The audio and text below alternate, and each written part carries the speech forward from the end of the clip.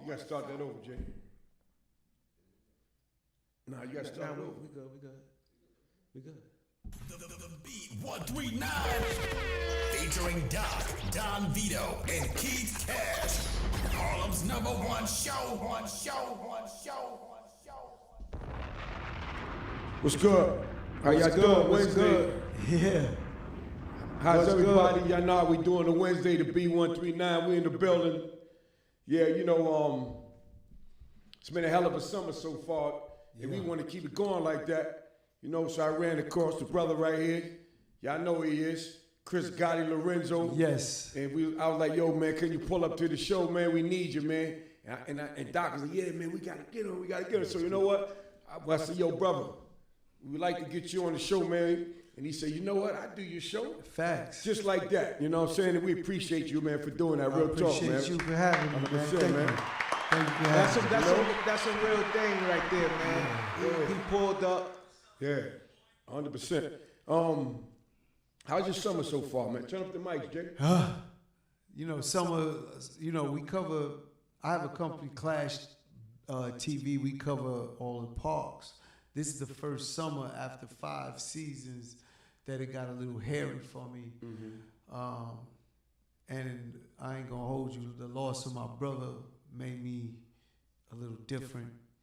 And I didn't pursue it as much, but it's not like it's over. I'm doing other things, so. Right. And I had to focus on what I want first, if that makes sense. Right. You know what I'm saying? In the parks, because the parks is more like charity. I spend a half of a ticket every year in the parks filming them with no money coming back from it. I can't do that. And that's the business side of it, but you know, I love the parks, Dykeman, Rucker, Gersh, I mean, all of them. You know what I'm saying? I did all of them. And I only did the special Ball in Harlem or Queen of Harlem. That park's going crazy. They got $100,000 this summer. Yeah. So we covering all of that stuff there. But, you know, I missed it because of what I'm dealing with personally.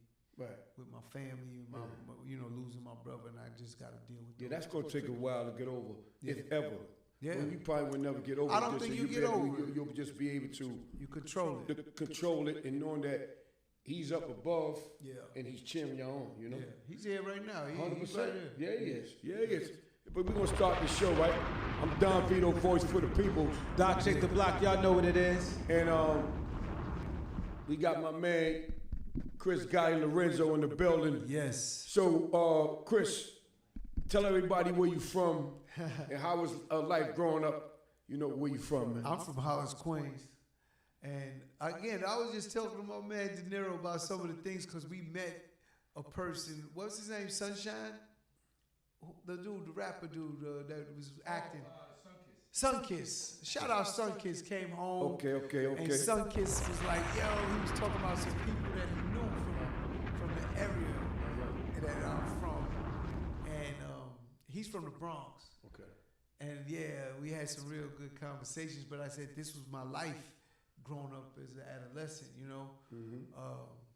I tell everyone whenever you ever ask me where I'm from, I'm Hollis crew to the core. Shout out Brad, you know what I'm saying, Rashid, you know what I'm saying? I got all the homies back home, Marty, you know, Sid, Big Sid, all of them that we was together or fighting each other. That's how it was, you know. You So know, that's what Hollis I'm was, 58, the real Hollis. and you gotta understand, I'm 58, right? Right. So when you get into the age of 58 and go back to that era, it's different than the streets coming up today in the sense of a lot of niggas didn't have guns. Right. We did this. So guess what? Yeah. Let's do it. Yeah. Let's do it. We'd be right in O'Connor Park, fighting, boxing, Shaquem, Kwasim. These are all the homies that we grew up. Tony Malloy. You know what I'm saying? I'm shouting them out. Because we grew up together. Junior, you know what I'm saying? And that's what we did. Pudge, I mean, the names is crazy. To go back for me is crazy. You know what I'm saying? Kali, that was my ace. You know what I'm saying? Whatever we did, me and Kali did it. But at the end of the day, we grew up fighting. I might knock you out and take your gun. That's just what it was. You know, and I never hustled. I take pride in that because everyone in my block hustled. everyone I knew hustled, even if they didn't have to. Right. Like my mom and dad, I had mother and father. I had a mom and a dad. Gotcha. Most didn't. Yeah. All I had was love. That's all they had. They showed, it was 8 of us. They showed us love. They had no bread. Right.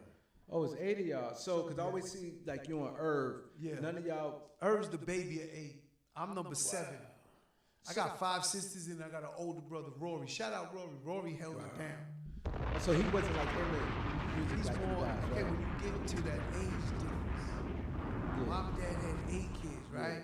Irv's the baby. I'm 3 years older than Irv. Yeah. My sister's 3 years older than me, and in the next 6, 1 year apart. Oh. So me and Irv, they didn't expect us. Yeah. You feel me? Yeah. They didn't think we was coming, and mom was on birth control, and Okay. we still figured it Still out. kick Wow. through Kick through that. But we swam through that. Yeah, so that's great. So none of your other family was into the music at all, just y'all two? What? You know what it was to try and do music with that family? Yeah. They can say they love it now, but growing up, they was like, turn that shit off. But you know what's crazy? Like back then when we was growing up, it was big families. Nowadays, people don't want kids no more. want People kids. like, I want one kid, I'm done. Yeah. People don't want kids. I know, like, it was 4 of us, and I was the only boy. Yeah. So I grew up with a bunch of girls. Yeah. So That's right. normally, like, now, people don't want the family. It's so much It's fun different. when you grow up in a house. You know, full of and they kids. did it young. My mom and dad did it young. So, I had my son young. I got grandkids now. Yeah. But the beauty of that is, I got grandkids now. I'm gonna be Yeah. able to be fucking with these Yeah. niggas, like still, yeah, because yeah. I got that energy for Gotcha. them. Yeah. Gotcha. I don't want to be grandpa and don't have that energy for Yeah, them. yeah. Yeah. You know what I'm saying? So that's the Because beauty they like to of run and having move around. kids young. They don't Yeah. understand that you can't run and move around with them. But the negative side of having kids young is you don't got shit. Yeah, you don't got nothing, man. So like And I you said, tied down. when you talk that Hollis crew shit, yeah, we did everything in the above. Jam Master Jay used to come to my house, run to UC, go to the concerts. They would get the buses for us. We go in the buses, load it up. And it was terror after we finished the concerts, running around Harlem and all Yeah. type shit in the bus. I'll never forget the day we had at the Apollo, and we in the bus. We threw the bus driver out into the bus, and we riding around everywhere, pulling up everywhere Yeah. in the bus, a big yellow bus, like a school bus. bus, Yeah, wow. they give us like a tour. Jay, put that It's a caller school number for us. bus, and we pulling up on everybody. This Leave shit it was up there. crazy. You know what I'm saying? The shit was crazy. It was a different era. Yeah. And like I was saying, with me not hustling, I take pride in that because all the niggas on the block, I had more money than them. How did I do that? You know, I did other things. Yeah. I may not have sold drugs, Yeah. but I might have tied Poppy up and took Yeah. that work. Yeah. I might have did that. Right, You know what I'm saying? I might have went into Beefsteak Charlie's and get that bag, allegedly. Right. or McDonald's, and it was always Yeah. it was always a chick that lined me up, Right. Yeah. meaning like, yo, they come to pick us up, and me and Al Yeah. or Kylie, like, Yeah. we gonna get that. Yeah, yeah. You know what I'm saying? I really never told the story, but maybe one time, and that's how Irv started DJing. Irv's my little brother. I play basketball. Irv played basketball. If I play football, Irv played football. Follow behind you. Man. Yeah. So Look if I up to you. start DJing, Irv started DJing. Yeah. But he didn't know how I got the equipment. Yeah. Right. And me and Nick, shout out Nick, we ran up in the crib because this girl hooked us up and said, "It's gonna be like 200 down." Back then, think of what that is. Yeah, it's a lot of bread. Yeah. Oh man. Come on, man. Oh man. It's a lot Oh of man, bread. damn. Oh man, damn, right? So we do what we do. We Yeah. put it up, tie homie up. We looking around, no money. Yeah. No money, just a few racks, some little trinkets and shit. I said, I'm not leaving Wow, something. like this. Yeah, yeah. What he have? Equipment. Equipment See, was God big work in in the 80s. mysterious ways, bro. Yeah. God work in mysterious ways and shit. Because look at all the good things I did because of that bad thing I did. Exactly, yeah.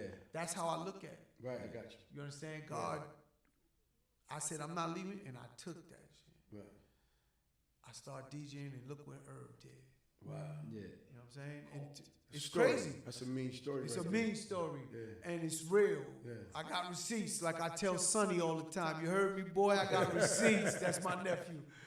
I got receipts for everything. I'm not a capping nigga. If I don't have it, if I can't do it, if I didn't do it, I ain't know. So when you brought the equipment home, he just took to the equipment? No, I started DJing. Oh, okay.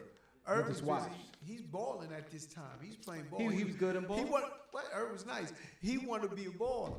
We got a tape of him saying, I'm gonna be an NBA star, and I'm in the other room DJing. Yeah. Oh, okay. So you see, like I got receipts, like I tell everybody, and then but if I start doing it, he start doing it. Yeah.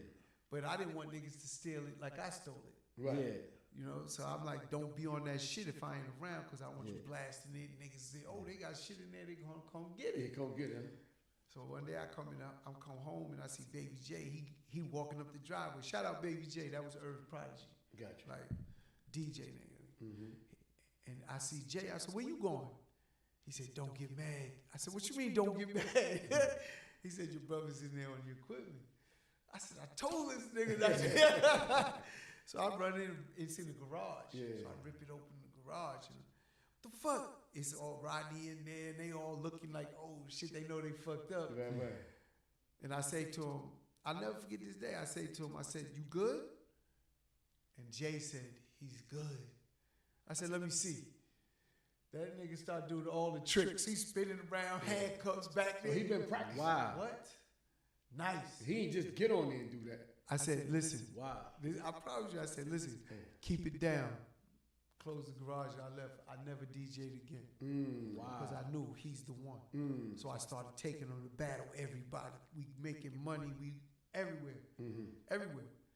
That takes a lot for you to see something in your brother and you take the step back. Yeah. But I takes a knew I lot. wasn't serious Yeah. like that. Yeah. I wasn't thinking like I want to be that. I just was doing it like, fuck it, I'm doing it. Yeah.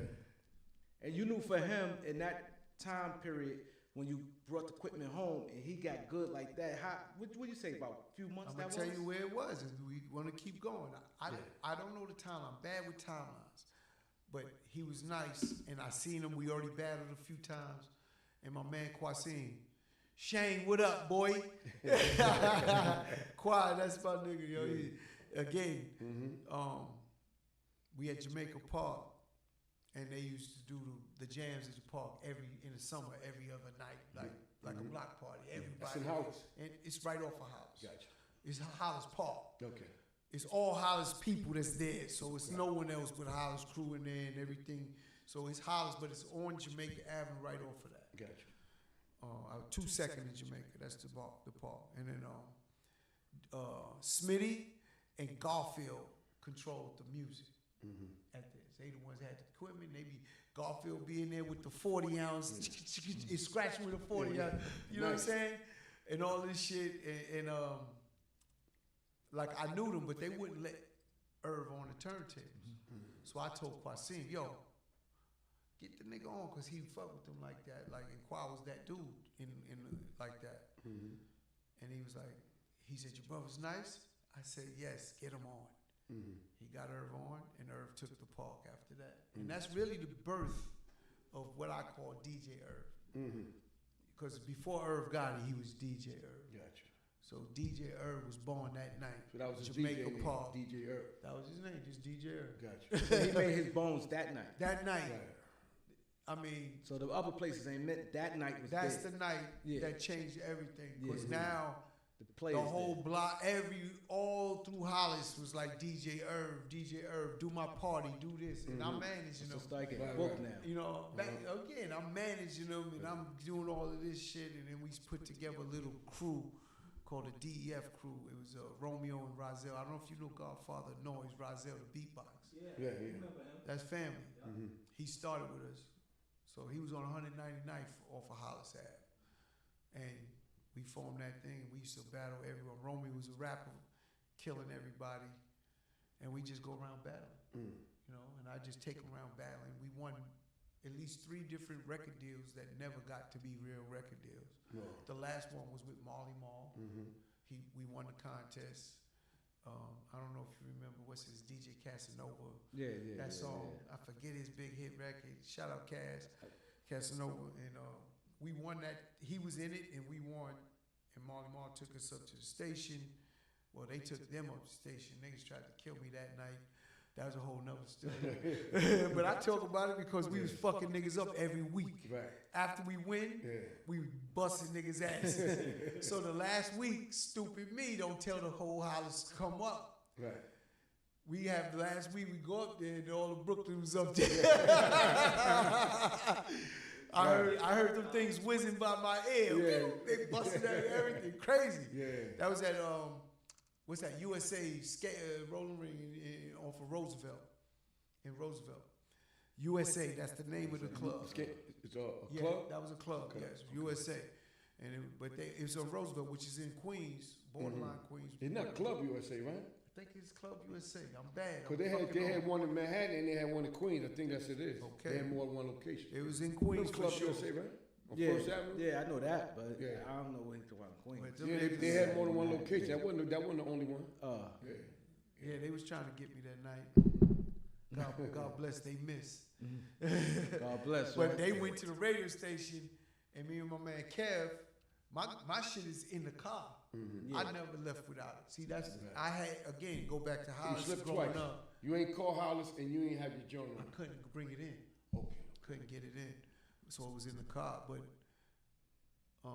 in the hood, I was him with the hammers. Everyone knew to come get me. That's why. So that's more the reason, not because I was the one saying, let's do that, let's do this. Nah, niggas knew I had guns, and they was like, come on, they just got Lele.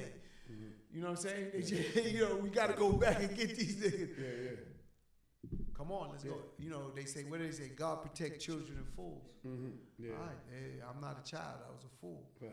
And the fool meaning I didn't even understand or think about consequences. Correct.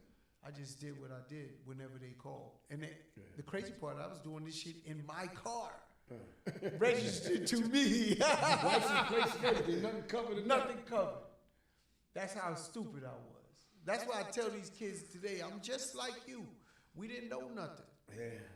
You got to put it together. And I was blessed to get the chances to put it together. Every time I got locked up, I got out. That's real talk right there, man. Every time. Yeah. And how many stupid things you did? I know I did some dumb ton of shit. stuff. I used to be the dude real quick, let you continue. I just told Doc all the time, like, me and my dudes can't get in the party, because I carry, I have my, on me all the time too. I wouldn't shoot at nobody. I shoot up in the air, and everybody gets scared. You got a gun. And everybody run. Now ain't nobody getting the party. now there's no For party. nothing. But nobody, but now there's no party. And I did it more than once. Yeah. And I'm like, yo, not how much problems I could have had behind it. Yeah. And I never had a problem behind it. Yeah. That's stupid, man. No, it's just like hindsight. We blessed hindsight. that we Yeah. got hindsight to be here free and healthy and could talk about it And here to get share home. stories, As many fights as I've been in, all of that, stabbings I've been in, like, I'm still good. Yeah. I've been hit once, hitting the leg, stabbed a couple times, and I'm all right. Beat with bats. You ever remember the Jones Beach? Oh yeah, Jones Beach. What was it? The Greek Fest. The Greek Fest. Yeah. I shut the Greek Fest. Yo, that line, That's a fact. driving through that. I shut the Greek Fest. That traffic. See, Yeah, that's we used to what go to did. Jones. We used to go to Jones Greek Beach. Fest. I could go to the year because my son it's got to be 89. My birthday's July 4th. Like 4th of That's July. what it was. Yeah. It was always on the 4th or that weekend, and it's the Greek Fest, Jones Beach. So I'm up there with about 100 plus. And then my ace, Kylie, that I mentioned, he a little saucy. He get a little drunk, and we run. We lose each other, but if you lose each other, let's get back to the car, and we come back, and then go back out. So we meet back by the car. He mad. You left me in.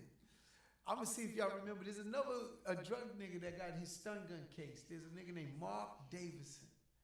He got a lot of money because he was stun gunned on his balls because he was selling drugs and shit. He won the case. He stun gunned what? The police stun gunned his testicles. Oh, okay. And he won like 5 or 10 million back then. Right, so you right, know right. that's a lick.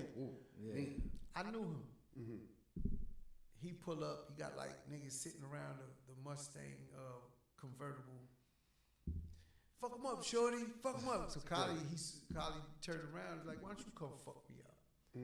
The niggas jump out, start passing out bats like it's the Yankees and shit. You know what I'm saying? The little And it's joints just- or no, the the whole real joint? joints. Or the real joint? joints, real bass. And they pass it out. And me and C, we just do what we do. We fighters. Right. We getting hit. We end up getting a couple bats. We get back. But my niggas see everything on the other side. They come running. Yeah.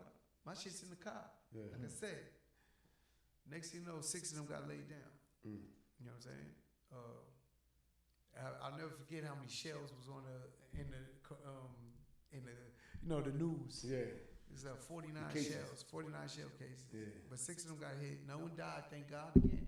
Yeah. God protect children. Yeah, and fools. Yeah. And who gets locked up? Me and my man Jason. And Jason had nothing to do with nothing, but he did fight. Yeah. He fit the description. Right. He's what, like 6'4", football nigga, you know what I'm saying? Shirt ripped up, blood on his Guilty shirt. by association. Yo, blood on his shirt, Yeah. everything. So when you see him, you look like he's it. Yeah. So when they did the lineup, the way we ended up, how I ended up eventually beating the case was because the way they did the lineup was bad. Now Nassau County or wherever Jones B, Suffolk County, they put a sheet up with all of the suspects and put a number under us, and we sitting there like this. And they picked me and they picked Jason. We go in the other room. I'm thinking I'm good. Yeah. I'm like, these niggas, I hope they all right. Find out they start laughing in a minute, they get let go. Yeah. But it's all suspects. Wow. You can't do that. And we ended up getting that whole case thrown out. But that was my first, that went national. I'll never forget that because that was the first trip my mom and dad got to take to Vegas because my brother just moved there, him and my sister. Your older brother. Yeah. Everybody Had still my up own in sister. Queens or No. people moved away? Everybody's doing well there. I got a San Francisco, Dana, Big Mama D, she's out there in San Francisco. Everyone else is in either Manhattan or New Rochelle, right? So, you know, or Jersey. So, yeah, everyone's right there. So you said you played ball. You was nice in ball though? Yeah, we used to play for money. Again, this is back then. You would get your team, and we would go to park to park. I played with Seth Marshall and Ronnie. Yeah, I know Seth Marshall. And Nice. Ron, yeah, that's up north, nigga. Come on, one of the best street ballers that played in the park. So I would take You know pride. Derek Chivas, the Band-Aid man? He's Yeah. from Queens. I would take yes. They used to come to, not to cut you off, they had, in my block on 39th Street in Lenox, they used to bring a Queens crew up there. With Derek Chivas, I forgot a couple of the Fat Cat in them. Okay. They brought it up there, and I don't know if you heard about it. It was for like 300,000. Yeah. So you have the Queens drug dealers, and it had the Harlem drug dealers, Alpo, Rich, and guys like that. So they played for the big money. Yep. And I remember that's the first time I seen him play. They just call him Band-Aid man, Derek Chivas. Yes. He was super nice. Yeah. He went pro. Yeah. So the game never ended because they shot at the ref. Yeah. The Queens and shit. But that was because I always thought like Queens. Niggas was knocking refs out and killing them Yeah, back then. I don't want to put his name out there. That's the homie right there too. Like shit is crazy back then. Yeah. Y'all used to come town to the 'cause we had the tournaments up there. Yeah. You used to come up there. Absolutely. Rucker? Of course, Rucker. I King helped. Towers? Listen, shout out Greg Marys. 84. I helped Greg Marys in the early 2000s make Rucker become what it became with all of the record labels. That's what really Yeah, made the Rucker. Yes, yeah. We could The be had. marketing of all the record labels. I brought Kobe Bryant to the fucking park for the. Yeah, That's yeah. me. I heard about that I too. got his, was the way I Kobe got his came, I was sneakers sick. too, Right. signed and everything. Yeah, Kobe, yeah. God bless, that was my man. Yeah. The crazy part, when he come to the park, he want me to coach him. I said, nigga, you Kobe Bryant. Don't ask me what to do. Do you, nigga? He said, what do you want? And he was like very attentive. Like it was weird to me. Like They said that's how he is. That's no, how he is. that's how he is. And I said, Kobe, don't do that. It started missed rain in the third quarter. He signed the sneakers for me. Yeah. I got the sneakers. Because they. That's a hell of a story. It's Yeah, funny that's you said this That's about my the favorite record label. basketball player, too. Because we had the Ruckers up there. We had Outkast, JR, and Duke. Yeah. We had the Ruckers. They told their story. And that's exactly what they said. They said how it blew up with the record labels. Of course. Came in. No, the marketing that we had, the money that we was spending, the talent we brought to the park Right. consistently. Look, and I always will give out the flowers to the right people. Fat Joe. There's no way you could talk about the Rucker without Right. him. Right. what he did. He was bringing 6 NBA players to the park to play against and see, it's not that I love the chances to give to these guys that never made it to play against guys that make it. You know, Butter. There's no way you can't tell me his biggest day was when he went at, I won't say bust, but he went at Vince Carter. That's the highlight of his life and career in basketball. Yeah, he from my hood too. Yeah, come on. Butters, man, that's him. Yeah, around that time, I'm thinking about it, right? All the labels, everybody had their banners and shit up. Boom, Yeah. boom. And the crowd was so big. The crowd was so big it filtered into the streets. Yes, you couldn't Parking get was in. a motherfucker if you ain't get up there You early. couldn't get in. Climbing Up on the buildings, fence, you know, all the shit. Yeah, everywhere. And then On the they had late trees. games with the lights on and all that. That's Yeah. when the Rucker got crazy. You know, I did a deal with my lawyer, Brian Robinson. My lawyer used to be at ESPN. I did a deal, again, receipts. I got receipts for Greg that he turned down for $3 million with Rucker. That's how big Rucker was back then. And he turned it down. He walked away. Crazy. Nah, shout out Greg, man. He's the one of one. And today is Ken Stevens with Dyke. So what made it what made Rucker, I don't know if I'm saying it right, go down? Greed, huh? And the loss of Greg. Once the loss of Greg, it was like everyone pulling for it. And then I stepped back because if I don't have control and I don't know who's the leader to talk to help get brands and things of that nature, I don't want to look like I'm a fool either. Right. And then that's what started happening. It was really a tug of who's in charge. Now, Gus has it. Shout out Gus. Yeah, Gus. Gus still got that. But in the beginning, that was part of it. And then it's political, man. And this is part of what I hate with all of this basketball, because it's political. We was talking about the AAU stuff upstairs. And it's political because, let's say Nike, as big as they are, they block you. And they don't want you to go nowhere, but they're not supporting you like they should. That shit is bullshit. If we was fucking white doing it, I bet you that check would be right. That check would be right. That's the difference. See, they know they could come in and exploit, and don't give me sneakers. Yeah, that's what they do. They give them the sneakers quick. No, listen to me. They give uniforms and sneakers and merch. Yeah. Right. That merch cost them $10 to make. Yeah. The whole shit they gave you. They getting sweatshop labor. Right. Like, it's not really a fair exchange, even though they put the value of it on it. And yes, it costs money to do, but you know, I'm a believer. You know, if you're gonna play, do business, it's got to be right. It's got to be fair. Right. And when I talk, I could buy my shit myself. That's what I'll tell them. So if you don't pay me right, I don't want it. I'll buy it. I'll buy my sweatsuits. I'll buy my sneakers. Right. But cut me the right Yeah, check. get this deal right. Yeah. So I'm a big basketball fan and been talking to you since you've been here. You seem like you love ball. Oh yeah. Ball is like your thing. Seem like you know. I didn't even know you was that knowledgeable about basketball. So you love the street ball. You know, the I started a NBA. professional league. Okay. I started a professional league. It's called the CPL, Clash Pro League. We did our first inaugural season last year. Went crazy. So can you give people the What is a pro league? We details pay of it? all the players, the coaches, everyone's getting paid. So it's a real league. Like if you go to DR, you get paid. I compare it to like DR in Puerto Rico, in the sense of it's a short season. I did that on purpose. With 2 reasons. I could give you the second reason, but the first reason is every game means something. So intensity, you know what I'm saying? When you look at the NBA, you watch the games, it's kind of weak during the season. Playoffs, it gets live. Yeah. LeBron just complained about it. Why? He said those fouls that you was calling all season aren't fouls now in the playoffs, Exactly. and he's right.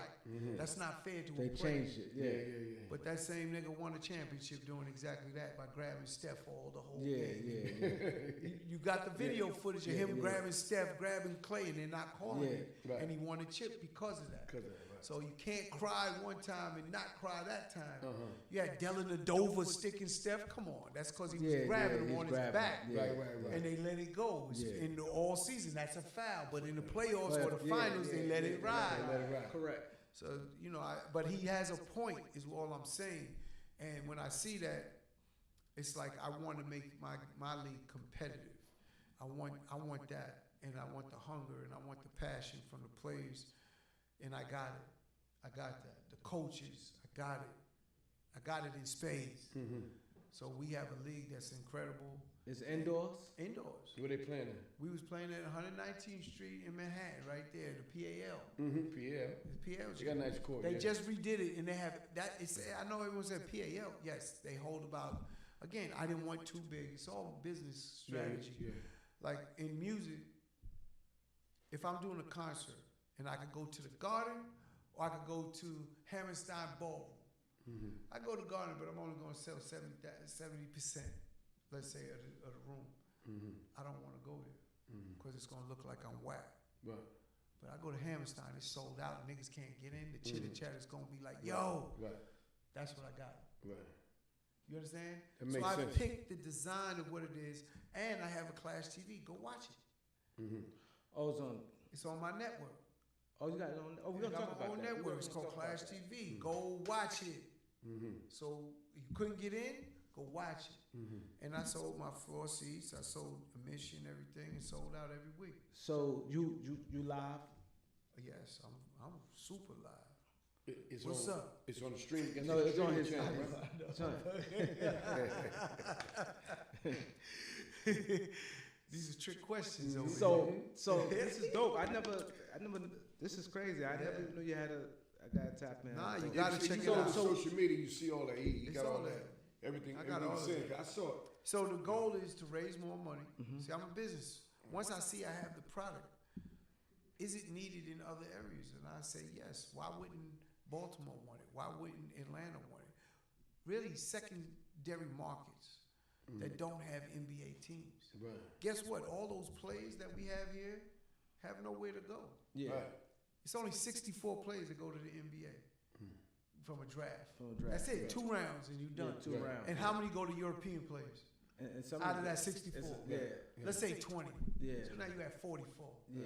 That's it. That's it. How many colleges has got D1 It's players? tons of That's college.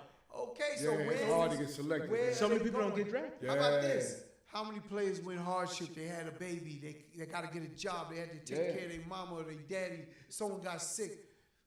Yeah. All right, but that don't mean they not nice. Yeah, exactly. They ain't get a shot. They didn't get to finish their completion of their journey Correct. in basketball, and that's what this is offering them. Right. Is to let you go make a living or some money. You know what I'm saying, to get to the next level. Now, the way I structured my deal, I did it just like the NBA. My collective bargaining agreement is exactly just like the NBA. Eyeballs makes me more money. That's why these players make so much money. It's because they get so many views and commercials and ads. Yeah. Right. So if I get a popular league and I'm getting that commercial space and that ad space, the more money I make. So you the go more I with can marketing pay. and all that. Yeah, what I did. Sound like it. So what I did this year, see, the first year was a beta test, so I'm constantly elevating and growing, right? And that's what we was talking about with everything. Even here, you gotta constantly elevate and grow because everyone's coming, right? So for you, my basketball league, I got 8 teams. I didn't sell the teams. I'm giving away the influencers. Oh, you don't sell teams? No, did you hear what I said? I'm giving the teams away to influencers. There's a value on each team. My league is valued already at $10 million. So I put $1 million per team evaluation. 8 million. So there's 8 teams, $8 million. But I'm handing you a team that's already evaluated at $1 million. But you got to be an influencer. French Montana. You know what I'm saying? Fat Joe. Yeah. Jada. Yeah. Ja Rule. Yeah. Fat Boy. SEC Fat Boy and Shiggy. You know them? Yeah. You know, and a Ball Alert. You heard of Ball Alert? Yeah. Robin, what up? You understand? I'm talking to Chris Brown. I want to get Chris Brown, and I want J. Cole. J. Cole love ball. I hear his. NLE Chopper. Yeah. He love ball. All of these dudes wanted. I would go get a Quavo or one of them because I want someone with basketball affinity. Yeah, they did do that basketball. Them guys. Right? That they love the They game. love the game. Because all I'm asking for you to do is promote. Right. Promote the league and the team you own. Create your own revenue stream, right? With events as a promoter, as an influencer. You could do that. That's like 1, 2, 3. All right. If I do that, what you think? My league ain't going crazy? That's why I push back. because I said, let me get refocused to get set up the right way with all of this. That's a lot of work to get done. The first names I named, I'm still in negotiating with the rest of them. But I could start with 5 of them because I already owe over 200 million in audience from their influencer money. Does that make sense? Their following is over 200 million. You know what the NHL and the Major League Baseball, NBA is 1.4 billion. All right? Football is 250. I get Chris Brown, I'm at 400 million. Just like that. Yeah. There's a league in soccer called Kingsley League. They did influencers. They up, super up right now. So I'm saying it's not like it can't happen. It will happen. I just got to finish all of the process. And then once I get New York on fire, I go to new markets. We do 8 teams over here, 8 teams over So here. how long? Because there's basketball players all over. If you're in New York, they may not have the money to come to New York. Right. So I'm going to them. There's ball players everywhere. There's ball players everywhere. So how long the tournament lasts? It's quick. 7-game season. Each team plays So it's the like other three once. months? It's 2.5. 2.5 months? 2.5 months. And then you have playoffs and shit. 9 weeks total. 9 weeks total. And if I add in, I do a combine. You can't get drafted without being on the combine. That's my Lance Stevenson rule. And I do a media day. So technically, it's 11 weeks of basketball for 11 me. weeks. Okay. So done. But you know what that does? That keeps everything so serious. Yeah. I do a running clock. Why do running? You fucking right. See, you got to change the game. If the NBA is here, Right. everything else is here. It's not even close. Right. It's an inferior product. Why do I want to imitate with those? Correct. Not Those imitate. best. Hold on. Those best athletes that are getting paid all that money with all of the facilities, trainers at their disposal. And you think you could go fucking do a league like that? Nigga, please. Yeah, it's not It's gonna not work. even close. It's not gonna work. But And- can they get there? Yeah, with the work. With the work, they could get there. You got to build a Look, buzz. A Butter did that thing to Vince one day. Might have been his best game ever. It's just perfect timing. Perfect timing. All right, can he do it every day? I bet not. Yeah. You understand what Now, I'm I saying? get what you're Where saying. Vince is gonna, and Vince had an incredible game. Yeah. Don't get it fucked up. It's just A Butter did it, and no one knew who A Butter was like that. Like he did it Ain't nothing against to Vince. lose. Yes.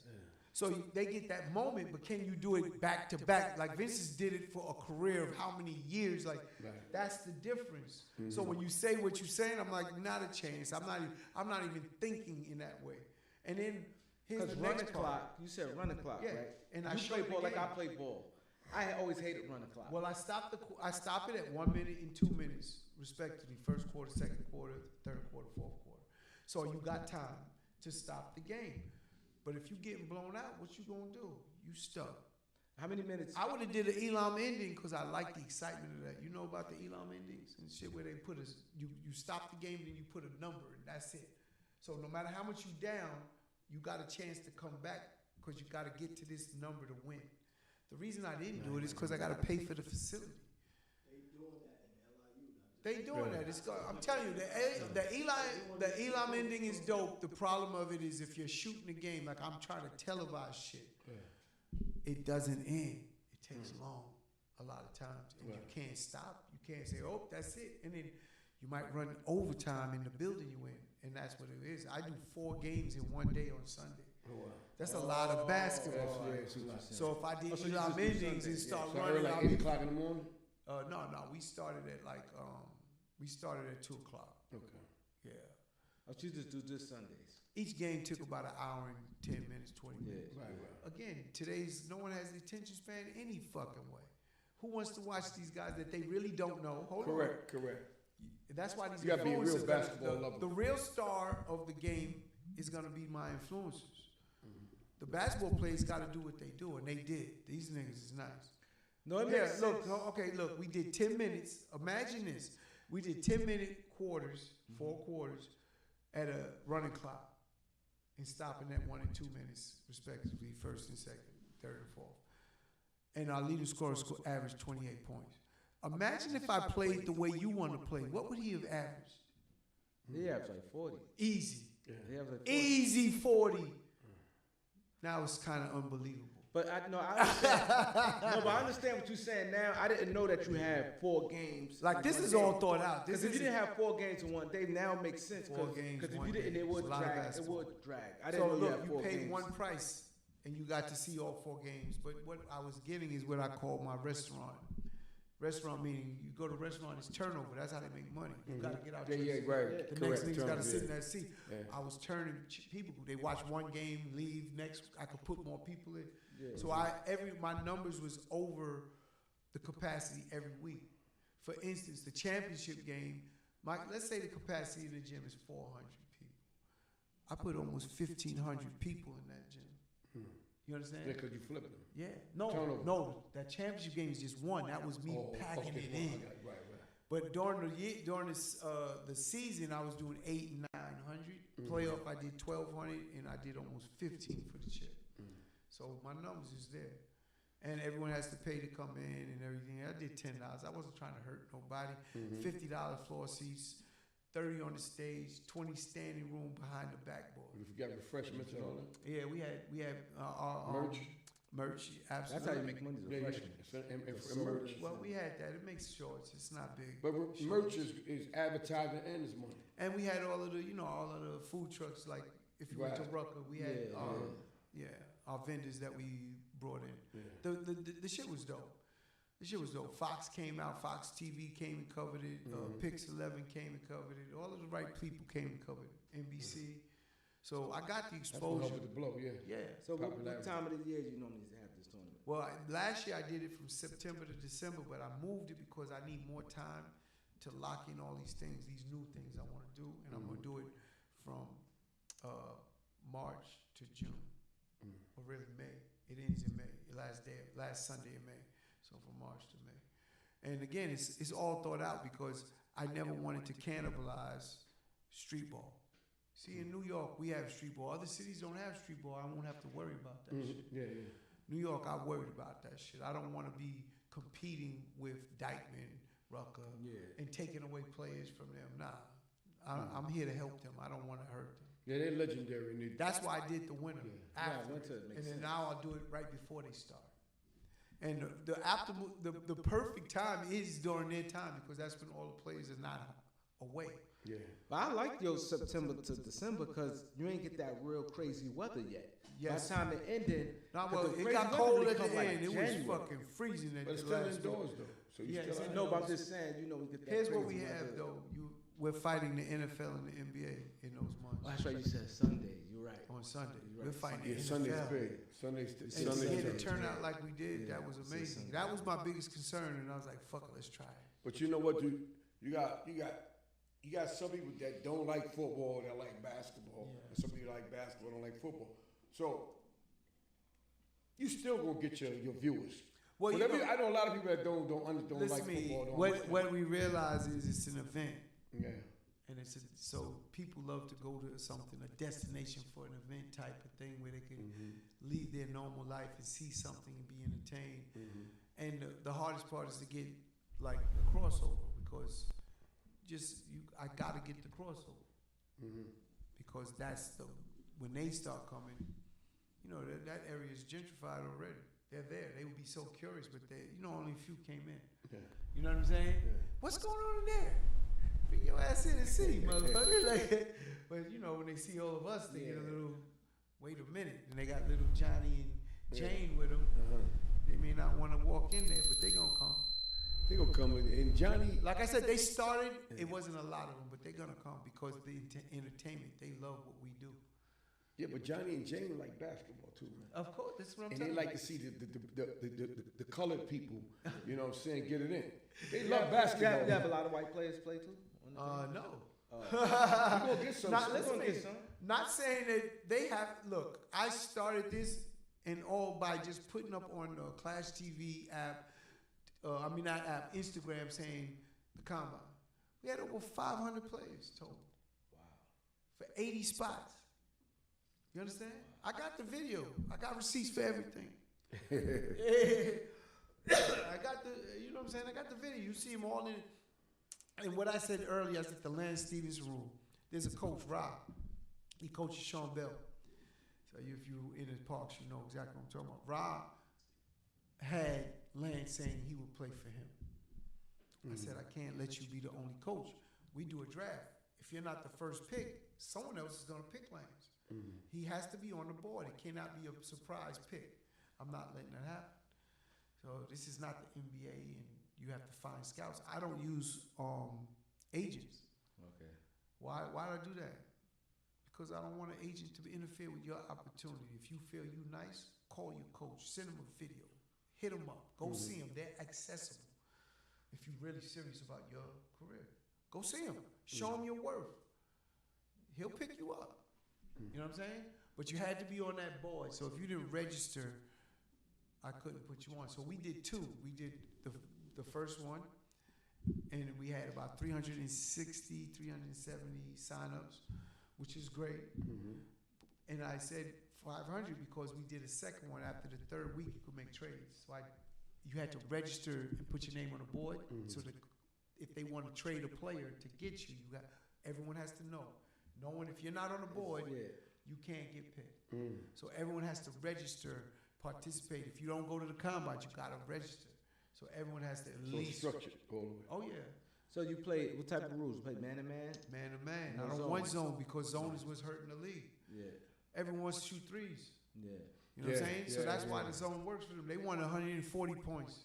I loved the basketball when the Knicks was scoring 80. Think about that. Like, you know what I'm saying? Yeah, that was crazy. That was a different era. We win with 80 and win by 10. So everything is man to man. Man to man. Yeah. You know, you could double, but you leave it so wide open. That's your risk you running. Yeah. But man to man, That arms man, distance. you got to play that D. Arms you distance. gotta move. You got to play that Go D. through the screens and Yeah. all that. Yeah, we made up all the rules. I'm the commissioner. They call me the Hood David Stern. What's up, man? You know So what I they, mean? before we go with the on the next subject, Sure. for the stats. I got Ball Star. You know who they are? They're a company organization that actually registers all the stats. Why did I do stats? Because I want fucking gambling. I cannot get gambling without stats. Yeah, correct. They will not put it in without stats. We got to keep building. They got to know the players and have the Yeah, history. that's why I actually. So yes, we have stats. I'm gonna make playing cards too for the. Oh, players. that's dope. Yeah. That's dope. Yeah. Basketball cards, that's dope. That's gonna really, that's gonna run the numbers. See, I got to make them into somewhat stars, but the reality, I just went to Canada in their league out there. Shout out to this, the owner out there, David Asper. He welcomed me out there. He wants to license the league and put it in Canada. Now they have their own Canadian league, so I went to go see what they did. He had over 12,000 people in his arena. He's barely breaking even. We got a caller. Yeah, caller, what up? You here with Chris Gotti? Dr. Dom, this is Miles Bailey. I'm the one that started Fred Joe and them off. I want to give you guys a shout. You're doing a tremendous job. Hey, thanks, bro. Thank you, man. Appreciate it. Rest in peace to your brother, Irv. You know, like I said, I just want to just put my condolences. That's a while ago, but yeah, I was the music guy from Southside Queens that put Fred Joe and Onyx on back in the 80s. I was just with Fred Joe the other night I forget, what was the restaurant we went to, Denero? You remember The the Row. name? The Row. It was just with Fred Joe at the Row. Yeah. He's I think he's going to Italy now. We chopped it up, but I'm into the boxing scene. You know, I got my boy Michael Hunter. He's gonna be the champ soon. What weight? Also, What weight? yeah, he's a heavyweight. He beat. He's in the Wilder class. Usyk, that's his How own old is loss. he? Michael the Bounty Hunter. How old is he? Oh, he's 36. Ooh, come on, he's late. He's late. Yeah. Well, listen, he's 26-1, 25-1. He only lost one fight to Usyk, the champ. The champ is 39. No, I didn't know how far he's in. That's Yeah, I thought good. he just started. Yeah, I thought you were saying like No. he just started. He got 150. He got 150 amateur fights. He's a two-time Okay. Olympian. Okay. No, He got he's his numbers up. yeah, he's official. He's official. You'll see him, Michael the Bounty Hunter. But anyway, my man. Excuse me. Where's he from? He's a heavyweight. He's from Where's he from? Where's Vegas, he from? Las Vegas. Oh, he's from Vegas. Oh, okay. Yeah, once you go to Michael the Bounty, you'll see me. You'll see Is he with a him. promoter or anything? Yeah, he got Don King, but I'm his manager. Okay, that's Okay. what's up. Yeah, Don- so Don- again, I'm Don- also working with might have Ike to get him Akabuchi. from He's Don. You gotta fighting. know him from out of Don. You know, I do boxing too, bro.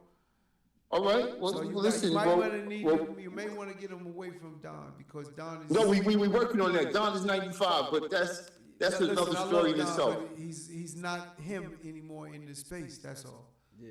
Correct. And- Well, and listen, at that level, I got. no one's gonna give him the fight you want because he's with Don. Yeah. It's all Yeah, well, political shit. the deal with me, so y'all know, came out of Southside Queens. I boxed.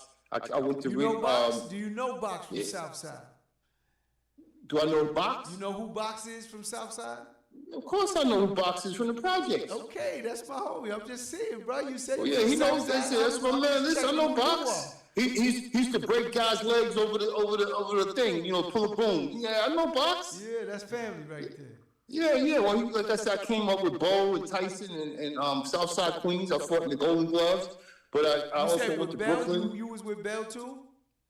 Yeah, Gary Bell. Actually, no Yeah. disrespect. Nah, those my are all boy. people. That's no disrespect. my- So those are the people. No, my boy Herman knocked him out in the Golden Gloves. My protege. Yeah. In '82. His name is Herman Bevell. You can look it up. Gary Bell. He used to say, "Yo, I knocked out Gary." I said, "Who's that?" And I looked. I said, "Oh shit."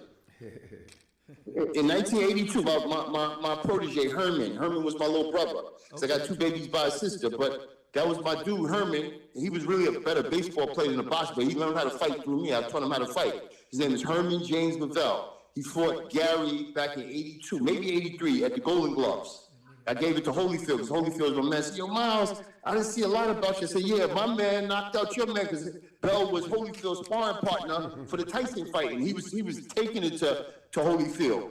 He was giving him the business. See, I'm giving you real stories, so I'm giving Bell a lot of shine for that, because he was giving Holyfield hell. Listen, Bell had his moment. He was really doing his Yeah. thing. And then Yeah, he was 26-3. He was fought for the USBA heavyweight title. Yeah, See, he had his moment. He yeah, had his thing. yeah, Chico. Yeah, I know all these guys my whole life. There you go. See, Queens. yeah, see, Queens. yeah, Southside. Yeah, I had the Belly 7 Do Cats you know? on Rockaway. I'm gonna ask you a random question, only because you say you're from Southside, and I've been looking for somebody from the Southside. I'm gonna tell you the story later afterwards when we finish. Do you know a nigga named Monkey Dave? Are you still there? Call I think we lost him. her. I think we lost He him. might call back. Nah, he's still. Call her. He might be in the mountains in Vegas. Yeah, he might call. Yeah. But Monkey Dave, see again, my adolescent years, I grew up fighting. It's really because Monkey Dave, Hollis and Southside don't mix. How far is this from each other? It's a little bit away. Okay. It's not that close. Okay. But we don't fuck with each other. For whatever reason, I inherited this shit. Right, I don't right, know. right. There's a nigga named Monkey Dave. Every time I talk about him, I'm like, I just want to meet him because he's got to be my age, maybe older. I just want to meet him. He would fucking be in front of the Q2, which is the only bus that takes you to Hollis. That Q2 starts on Southside. You understand? So you gotta go. So yeah, you gotta get on it. And if you didn't get on that Q2, all the niggas in Hollis is like, where was you? Right. Brother, I'm sorry, my phone, it died because of I've had to plug it back in. The juice went out, but I'm back on. So good. He got a question for you. Did you hear the question? I was asking if you knew a person in Southside named Monkey Dave. Monkey Dames? Monkey Dave. Monkey Dave, it's not ringing a bell. How old are you, if you don't mind? I'm 60 years old now. Yeah, you should be right there with Monkey Dave. Someone should know. Look, boxing, I just never met the man. I was just telling him a quick Monkey story. Dave, maybe he went, what was his last name? I Do you have no a clue. I'm from Hollis, Queens. We didn't rock. Yeah, with each well, other. listen, my grandmother lived at 198th and Murdoch, so Okay. I was over there too with LL. Yeah. See near the park, he used to play in the park right Yeah, there. on Rucker Park. That's where we used to yeah, box all the time. my grandmother used to live right there. She's been living there since the 50s, so There's a I'm gym just in showing. O'Connor Park. We used to go there and box all the time. Right. Yeah, so this is good, see? So my man Fish told me to call in, Graham. So, he said, yo, call in the show, blah, blah, blah. So that's what I did, because I've been in the boxing scene my whole life. Mark Greenland, Riddick Bowe, Mike McCallum, Eddie Mustafa. I could go on and on and on and on. My boys from Starray City, Nermal Lorick, Nermo, I know that was one of my trainers. Nermo. Nermo, yeah. See, me and Nermo are partners now. He's down with the cops and kids in Little Haiti. We had you can go see. Louis See, this is true. world champ. Louis Collazo, right? He had Travis Sims, the Chin Checkers, Jadon Coddington. Is on me, bro. Don't give it to him. Those are my guys. I branded them niggas, everything. Curtis Stevens. Curtis Stevens, right? Talking to the nigga that made the Chin Checkers. Saddam Ali. Yes. See, Shannon Briggs. I'm giving you real stuff. When you talk to Nermo again, he'll tell you, oh yeah, that's my dude. Winky right, yeah. Diego Corrales, all of them, yo. It's like crazy. But we got, listen, when I get right, and I get some tickets, I'm going to bring y'all ringside with me. So on me, that's, you know, for you two guys, I'm going to get y'all two tickets. Don't threaten me with a good time. Yeah, but I don't want the 2 tickets to say we need 10 now. I only can give 2. Yeah, see, you know what I'm saying? Because I know you're going to have an entourage, but then other brothers got I'll eat it. Huh? I don't go with no entourage. No, but once you go, say you go, and they're going to say, yo, you know how it goes. You know, I have an expression for them niggas. You know what I hear? You can't dance on every record. Sit this one out. I hear you. Okay. This one out. Yeah, they want to, because niggas want to dance on every record. Yeah, you got to miss some of the records. You got to miss one, nigga. Your feet got to be tied. You're right. You got to take. I totally agree. You got to take your no's like you take your yeses sometimes too, man. There's nothing wrong listen with what I do. And if a nigga don't, and if they don't accept it, they not really with you, bro. Exactly. They're not really with you. Well, listen, we're gonna get back. We're gonna get back up and chop it. I gotta go talk to my man Ellie Setback. We doing some new stuff with my fighters. We're doing a show the 23rd of August with Ike Akabuchi. He's fighting over in Africa, so I gotta get back to these guys because they waiting on me. So I'm gonna keep you guys in the loop, and Fisher keep you in the loop too. That's my boy. Graham Fishburne, you know, he said your show is popping. Yeah, we know. So I appreciate the shout out. I'm gonna tell Fredro because we stay in touch too, and he got a fighter. We're gonna keep all this together. We're gonna keep it in the family. All right. All right, thanks for calling, man. Let us know, man. Peace and love, brothers. Thank you. Peace. Yeah. So that's crazy. So you was in the boxing game heavy. So what got you into that? Jay Prince. He asked me to find Curtis Stevens. The chin check, one of the chin checkers. It was 2 of them. It was Jadon Codrington and Curtis Stevens. He calls me up. He said, hey, Chris, you know this fighter, Curtis Stevens? He's from Brooklyn. I said, if he's in Brooklyn, I'll find him. Next day, I call him. I'm saying, with Curtis. And yeah, I got him. He said, you should probably keep him. He's really good. I got Andre Ward. So he signed Andre, but he wanted Kurt. But Kurt and Andre fought in the amateurs and everything, so he didn't want to take Kurt because he had Andre. He said, but you should take him. So I ended up, that's what started. But I'm a huge boxing fan and everything, but that's what got me in the business of boxing. And when you see the business of boxing, again, I hear him talking, and there's so many bad obstacles. It's bad. It's very political. Yeah, it is. You know, Al Heyman, probably one of the best boxing minds that came into the boxing business. He's a brilliant man. He started, shout out Al. I don't know if y'all know. I know Al Heyman. Yeah, I know Al Heyman. He used to be in the music industry. Yeah, he was in the music. Concerts. Big concerts. Big concerts. And he was so big at it, no one believed he was real. All they seen was Al Heyman Productions. They never seen him, but he was always Al Heyman. So they never knew who's Al Heyman. But he was that good. And I'll never forget the day he calls me and he says he's thinking about getting into boxing. And I was like, what? This shit is shitty over here. He said, you're in it. Why are you saying that? Like, and I'm like, listen, man, I don't like none of this shit. He said, do you think, this is the first thing he said to me. He said, do you think Floyd would let me manage him? And I said, he ain't gonna give you 33%, Al, because in boxing you could take a third. Yeah, take a third, yeah. Which is crazy. Without taking a punch. That's crazy. Yeah. And he said, no, I ain't trying to get a third. I said, what you trying to get, 25? No. 10? No. I said, how much? He said, maybe 2-3% the most. I said, now he'll talk to you. And he got Floyd. And he used that leverage to change boxing. Wow. I ain't Because know what that. he did is he stole all the other fighters. Right. Took 25 for you guys. Yeah. But Floyd is only 3. See, that's what I look at is like in music the equivalent of Michael Jackson. Mm-hmm. You can't manage Michael and think you getting 5 and 10%, nigga. Yeah. You better take a point and be happy. Right. And be happy. Right. That nigga build When everybody knows Mike is billions. over there, Mike gonna draw other people. You understand? But then, as that guy for Mike needs to get people to open up. Yeah. Now you could do, and that's what he did. So he's locked in all the dates. Like his strategic moves was brilliant. I quit boxing because I groomed these guys, spend all this money, get to the point where now we're about to make some real bread. My contract's up. So now you got to go. No, you get into a bidding war for your fighter that you made with all these other suckers, right? They're just doing business. Right. But your fighters, no one's fucking loyal. They going where the money's at. You can't afford to spend the money you spent too much already to get them there. Right. Now they're here and they just want what. Now I'm worth this much, and can you do that? These guys that didn't put up no money could do it. Right.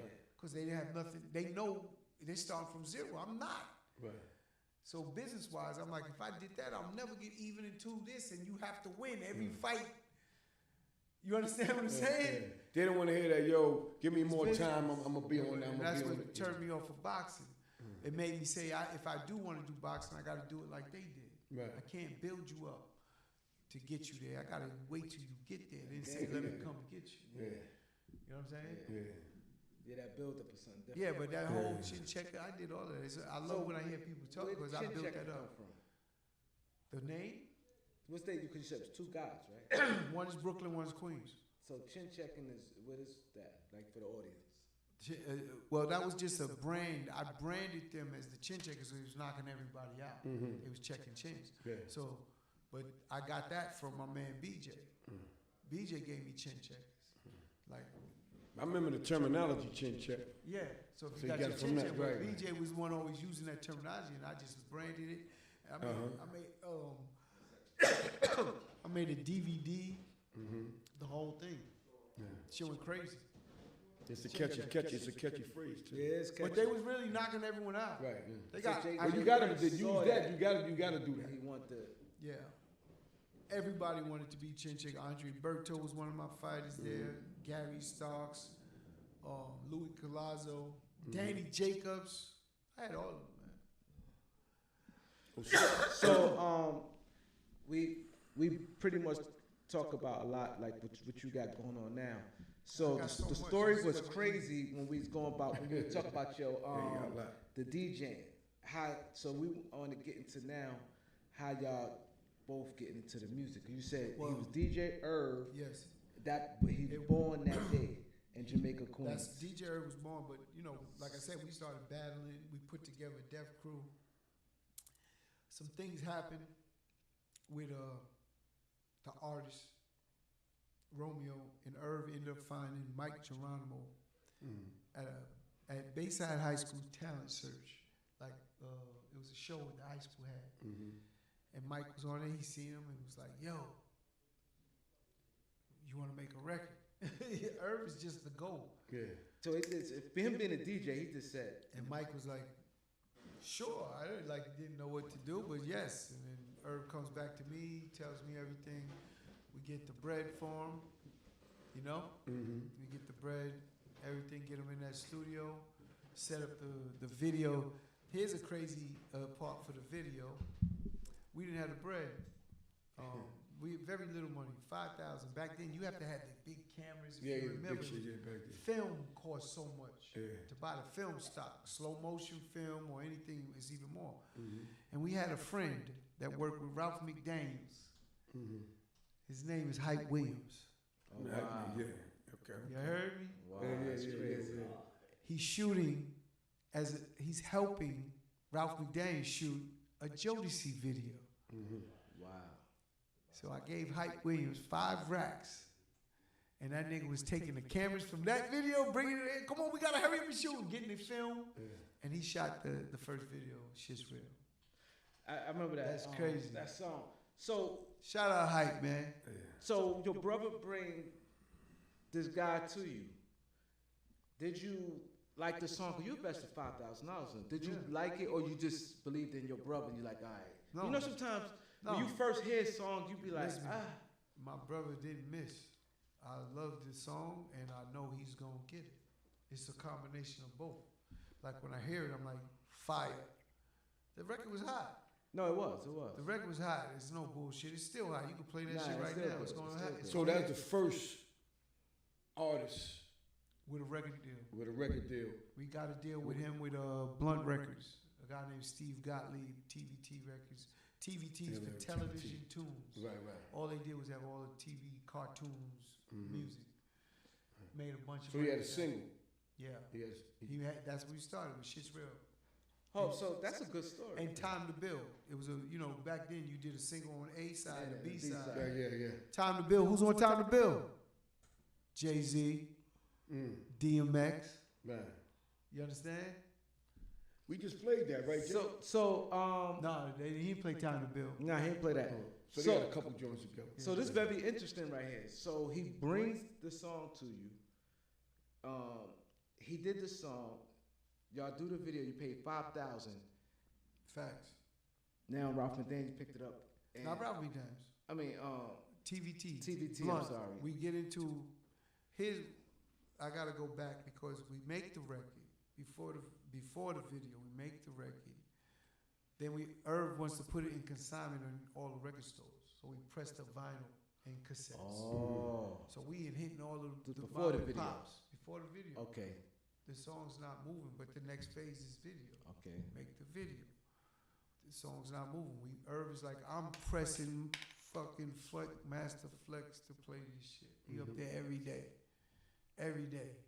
Yo, Flex, to his credit, he said, I like the record. Every time, I like the record. Every day, record's good. But didn't play it. That nigga played it. That's another one of those iconic days that changed everything. Oh, so that changed it. That's what made the record go. We go to the stores, everything's sold out. That's the power of Funk Master Flex. Wow. All that we go to the stores, all the records sold out. We put more in there. Now the video.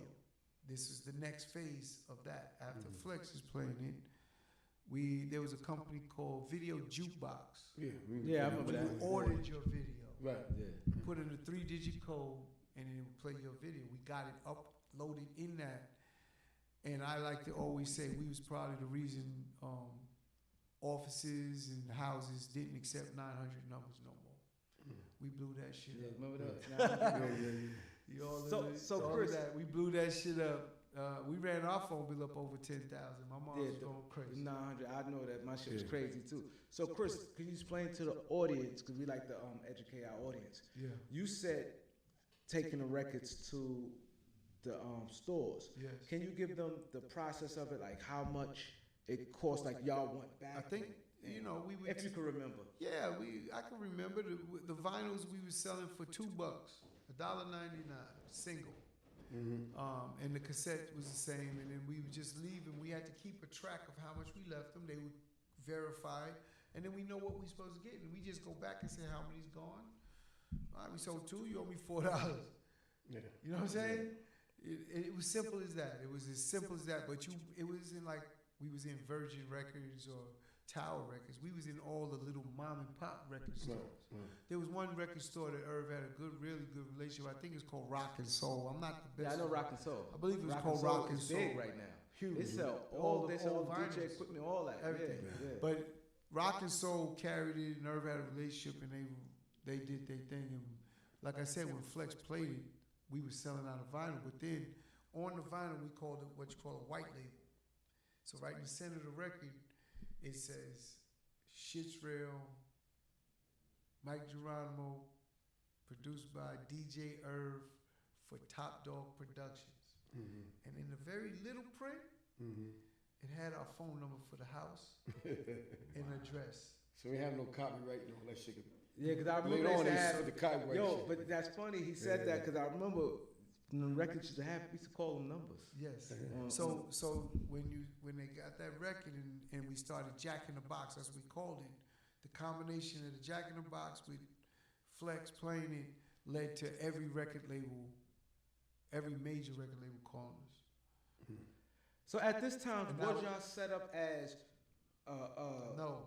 Y'all wasn't even set up. Y'all just winged it. It's You and Irv winged it. Again, this is what I tell everybody out there, like, it's power in just doing. Grinding.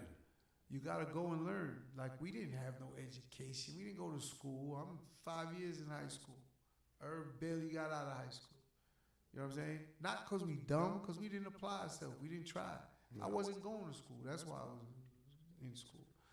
At the end of the day, when you see it and it's your money and I'm putting up my bread, printing up the vinyl, paying for video, all the equipment, because we got to keep upgrading. Studio time. It's a lot. Engineers. It's a lot. See, it's a different cost today versus then. Exactly. So when I hear these artists complain now, I'm like, it's so easy. You kidding me? Yeah. You know, just think when you made a mistake, you had to go back and punch that shit on tape. Right. Yeah, that's This ain't digital. Yeah. Again. Yeah, And then you had to slice the tape. I did all of that shit. I learned all of that, and I can't work the digital shit. That's crazy. That's crazy. That's harder. That's crazy. I used to engineer. I learned because I had to save the money, so I learned how to engineer and do all that shit and punch it. No, that's off. And go back. And gotta hit it just at the right time. Right time. Yeah. You had a lot of it was the numbers. You had to catch it at the number and then remember it. And Yes. Then, So you know, all of that was part of this shit, and getting that education is like real, and that work ethic is even more real. And what happened is every label start calling, and we get into a bidding war with Def Jam, MCA, and TBT or / Blunt Records. We went with Blunt because we was able to control everything. We didn't want no executive telling us about our music. Hip hop early days, niggas don't know about hip hop. Fuck you. You didn't know it. Right. So you can't tell me what to do, and you don't know it, don't live it and breathe it like we do. So we was like, there's no way you could tell me. So we went that route. Yeah. But then we found out quickly that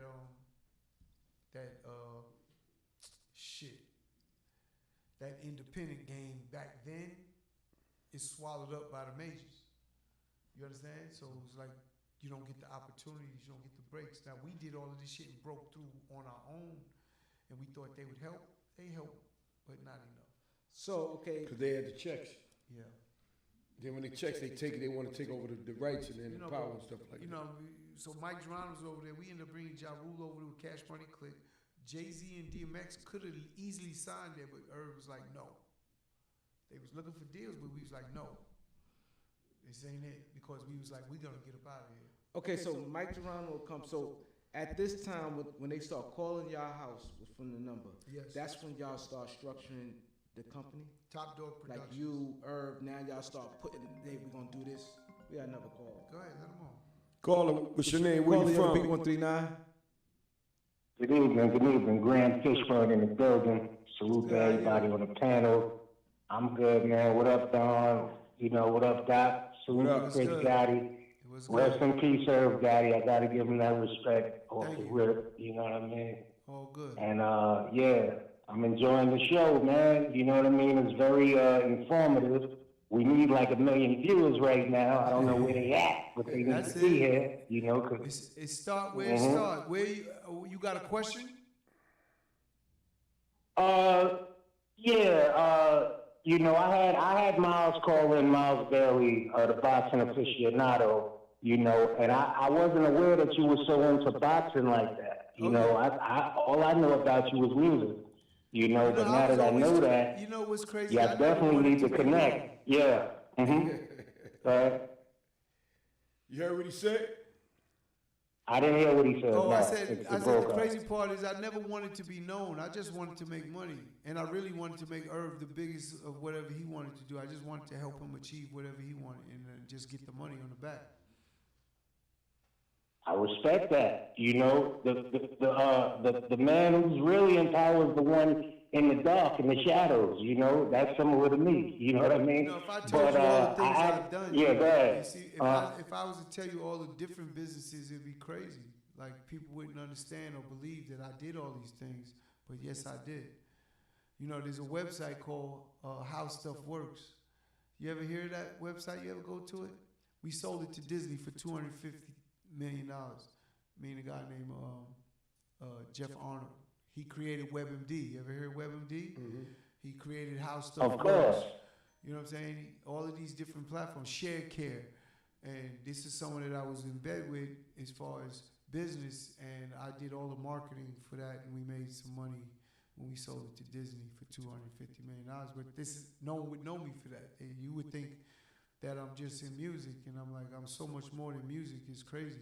Mm-hmm.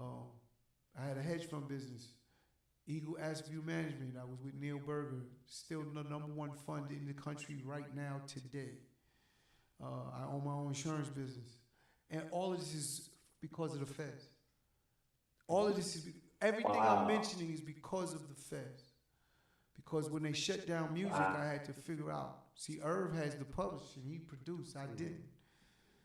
So my money was short. And I was like, I gotta go do other things. And it put me right into sports management. I don't say just boxing, I do sports because I did NBA players, NFL players, and one pro golfer, and one, the best poker player in the world. Feel like I still manage him to this day. Mm-hmm. You know what I'm saying? Best poker player in the world. I don't know if you can fuck with me. But I hear you. Well, you know, there's only one way to find out. I set all of these things up, but you can't come with less than $1 million. You know, he's not gonna play you for 20. I mean, I ain't got $1 million wager, but I might can fuck with 100,000. You know? Because if he was the best, you'd have built your stack up. He built his stack up from playing $1.02 limit poker. Think about that if you're a poker player and you understand how ill he is. He's playing $1.02. Yeah. I got you. I know you do. He built up from nothing. He started from nothing, damn near. I got you. I got you. I respect it. You know, definitely. Yeah, I was just talking a little shit. He might be better than me. But I'm pretty good though. You know what I mean? Yeah. What's the question you have for me? Oh, you just want to say hello and how you doing? That's fine too. That's all right. No pressure, bro. That's all right, man. We appreciate you calling, you know? Appreciate you, Graham. Yeah, appreciate it. Thank you. Stay with us, man. That's Lawrence Fishburne's nephew. Oh yeah? Yeah. He from I think Ravenswood, I think. I knew Lawrence Fishburne, I think his cousin. Graham? Yeah. He's a basketball player. Oh yeah? Yeah, I took his bitch. Sorry about that. Oh yeah, so we're talking about the you were saying how now Mike Geronimo, y'all joint pumping Funkmaster Flex. Now it's like y'all had to get in position because shit came so fast. Look, we made money, but the power of a major, we didn't have it. And we would see other artists with, let's say, weaker product moving forward, and we're stuck because the major had the money to move. Mm-hmm. And that's something that Irv was like, this is a problem, you know? Mm-hmm. And Irv led all of this shit. I'm just, again, I could be an incredible Indian or chief, if you understand. Mm-hmm. Like, if you want me to lead, no problem. If you want me to be that dude that's behind you supporting, I got you. Everybody can't do that. I know that's a very big talent. Everybody can't do that. Everybody want to be I never fought with my brother. Irv's my little brother. I never fought with him. If I raised my voice, he shut up though. He wouldn't speak.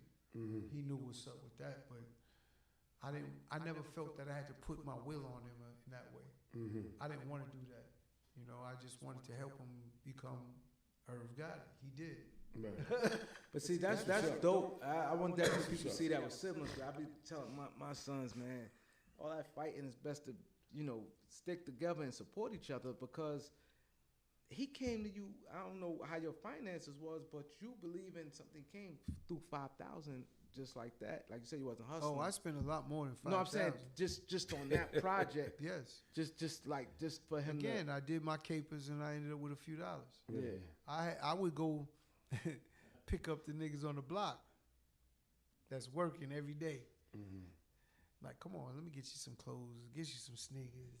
And they like, how you getting your money? I had BMWs, motorcycles, Mercedes Benz. Yeah. I had all of it. Yeah. Cables. Mm-hmm. You know what I'm saying? Back then, I don't have no interest for that shit no more. Like it has nothing. It's like it doesn't have no interest to me. But I had all of that and niggas never see me on the block. They didn't understand how is that possible. How that's possible. You know what I'm saying? So if there's a will, there's a way. 100%. So Mike 100%. Geronimo's song is going crazy because I witnessed it. It's going crazy. I remember listening to it. So now, how was that now? It's 8 of y'all, mom and dad in the house, and Nothing they changed. see my sons and them. They doing their thing. That's They a have- proud moment. That got to be a proud Not moment. at all.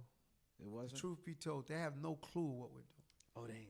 You got to okay. remember, and My plus mother they didn't was- like the my music. mother Your was- sisters and brothers. None of them. They would tell you, turn that music They down. didn't like the music. Like Oh, I wow. said, they wasn't into it. They all went to college and everything. You know, they did their things. Look, the family, when you look at their family as a whole, no one's drug addicts or alcoholics. Everyone went to school. They all taking care of themselves, got kids, Oh, that's families. good. You know what I'm saying? Blessed. That's a blessing. That's a blessing. But in that moment, they had no clue what we doing, man. I used to be looking. I was getting locked up with different guns. I would get called guns and beat it. It's crazy. God is great. You could beat it going back then. then. Now, now you beat a gun charge. People stand away from you. Yeah. Especially in New York. Yeah, they ain't letting you beat them no more like they used In to. New York. The South, you still could beat them a little Yeah, bit. not though. New York. Not a New York bit. is the hardest. Shit, I got shit. Like So I'm I said, trying- let me keep going. Let me get back to Yeah, this. because I want to ask this question. So it was DJ Irv. Yes. The name of y'all label was what? No label. See, that's what I'm saying. There's no so how label. How did the Murda Inc. Murda name Inc. come in? No, Where that no came? label. We DJ Irv, and he had a production company called Top Dog Productions. Okay, That's that's it. Irv's goal. I want to be Dr. Dre or better. Dre was his guy that he's like he's Right. the best. Yeah. You know, one of my favorite days with Irv is when we actually got with Dr. Dre that first time. It was the Up in Smoke tour. And just to hear them talk about each other, I wish it was today because I'd probably had it on video. Yeah, that'd been me. Yeah, You know what I'm saying? that'd been me. Yeah.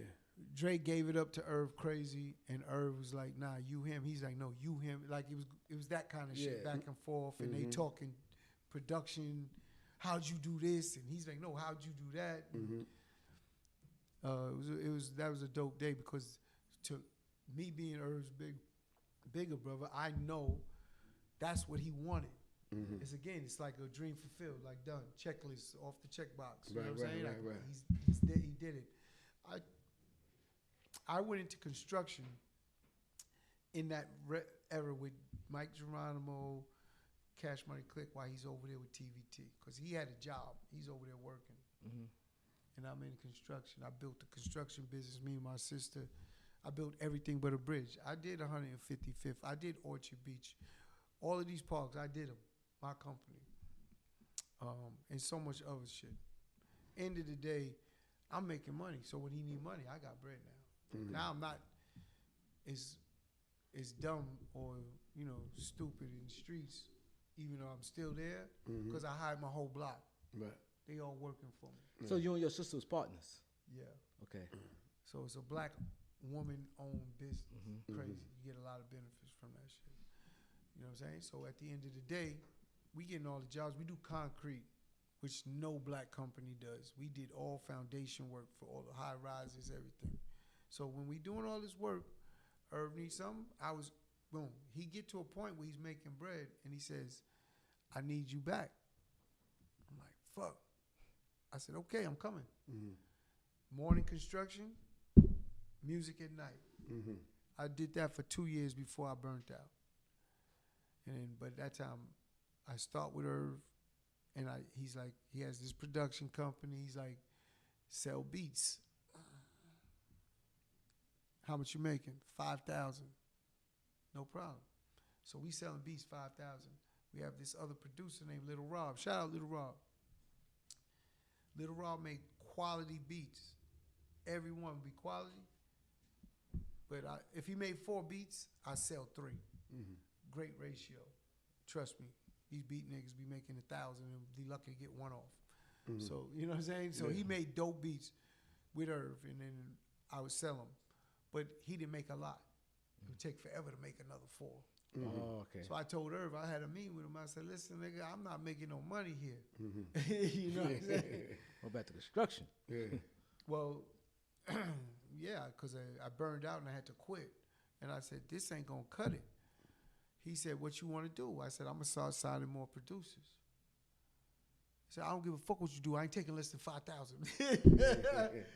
I started signing producers, and nigga, I started moving beats. I'm hustling. Now I'm hustling. Makes We sense. took Irv. I took Irv from 5,000 to 50,000 in less than 6 months. It's from 50,000 to 100,000 a beat by the first year. From 100,000 to 250,000 in the next 9 months. Irv became the highest paid producer in the game. He didn't go out and say, I'm starting Murda Inc. He just wanted to be the biggest and best producer. I did that. Again, check the box. I did it. Right. Just before Ja Rule. This is all. I gave you a 2-year time frame. So we leave Blunt. Oh, y'all Okay. gone, okay. We leave Blunt. Go to Def Jam. Sign Ja Rule to Def Jam. Oh, okay. Just think, Ja signed to Def Jam, not Murda Inc. Everyone think he's Murda Inc. Oh, okay. We took him, Right. but he was originally signed to Def Jam. Def Jam. Okay. We go get Jay-Z situated. Irv go gets DMX his deal, and then Ja Rule. It was in. If I put it in order, it's Jay-Z, DMX, Ja Rule in that order. We do all of that work. Next thing you know, we had 250,000 a track, and I'm taking 1 point. There's 10 points to a song.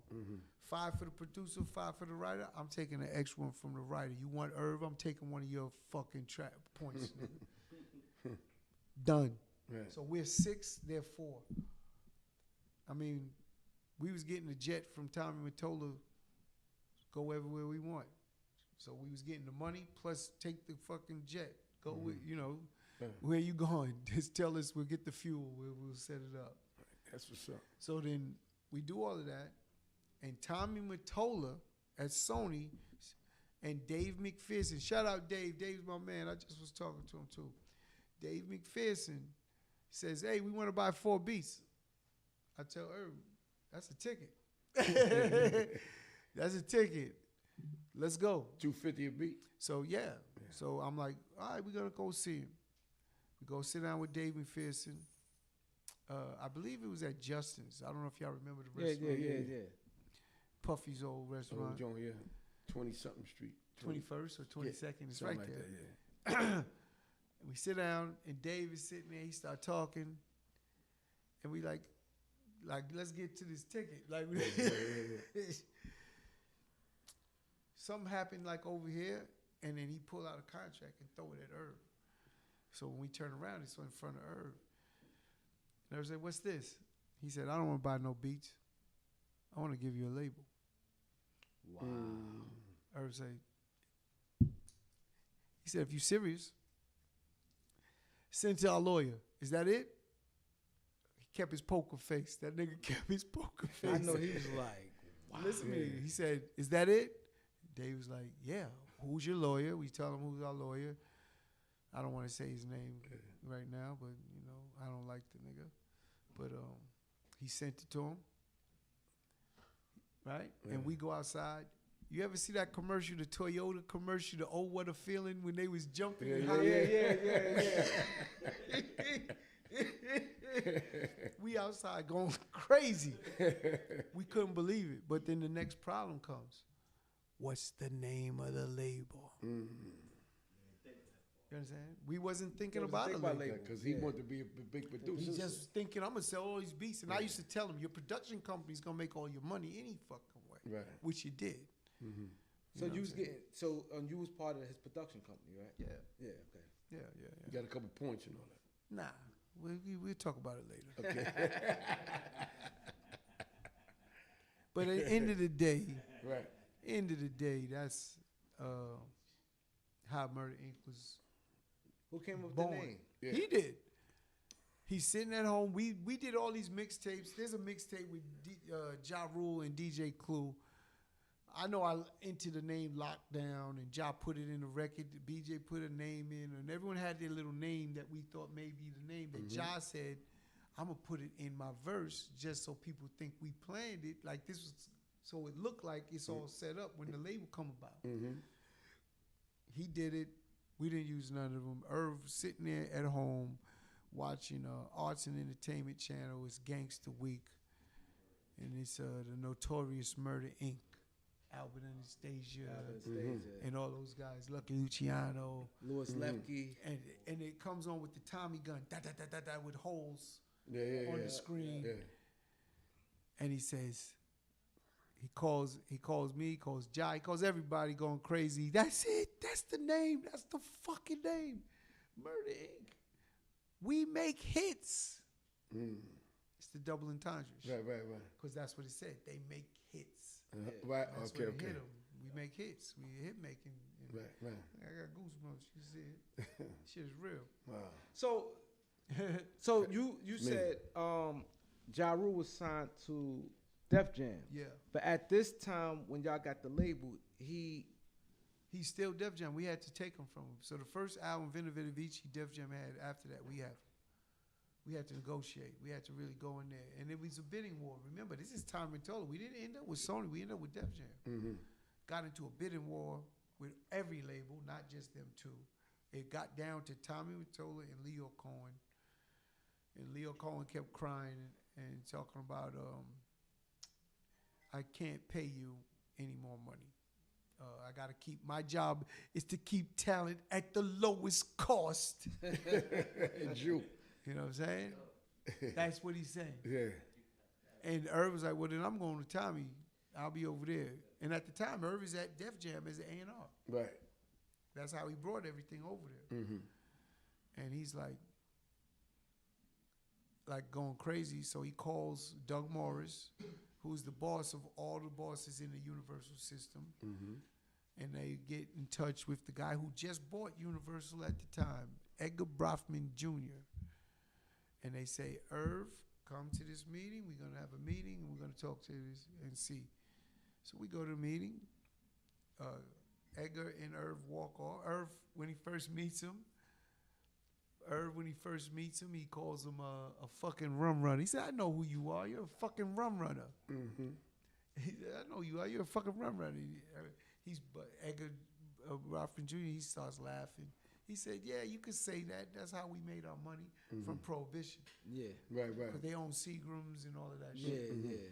So he's like, yeah, my dad, but now it's his. And he said, come on, let's walk. They talked, and he turned around after they talked for like less than 5 minutes. He turns around to Doug Morris and Leo and says, give him whatever he wants. Is that all you needed me for? And that's how the deal was done. So y'all get Ja Rule. Was Mike Geronimo still part of y'all? Mike, that we time? didn't have him signed to us. He was signed You just to did a Blunt. record. We did a deal for Blunt. Yeah, Remember, Blunt. we're very young in the sense of the business. And again, it wasn't like he signed. Irv had him signed to production, but not as a label. And then we're not the dudes to hold you. You want to go a different way, get the fuck on. And I'm not mad at it. Shout out Mike. That's my man. Yeah.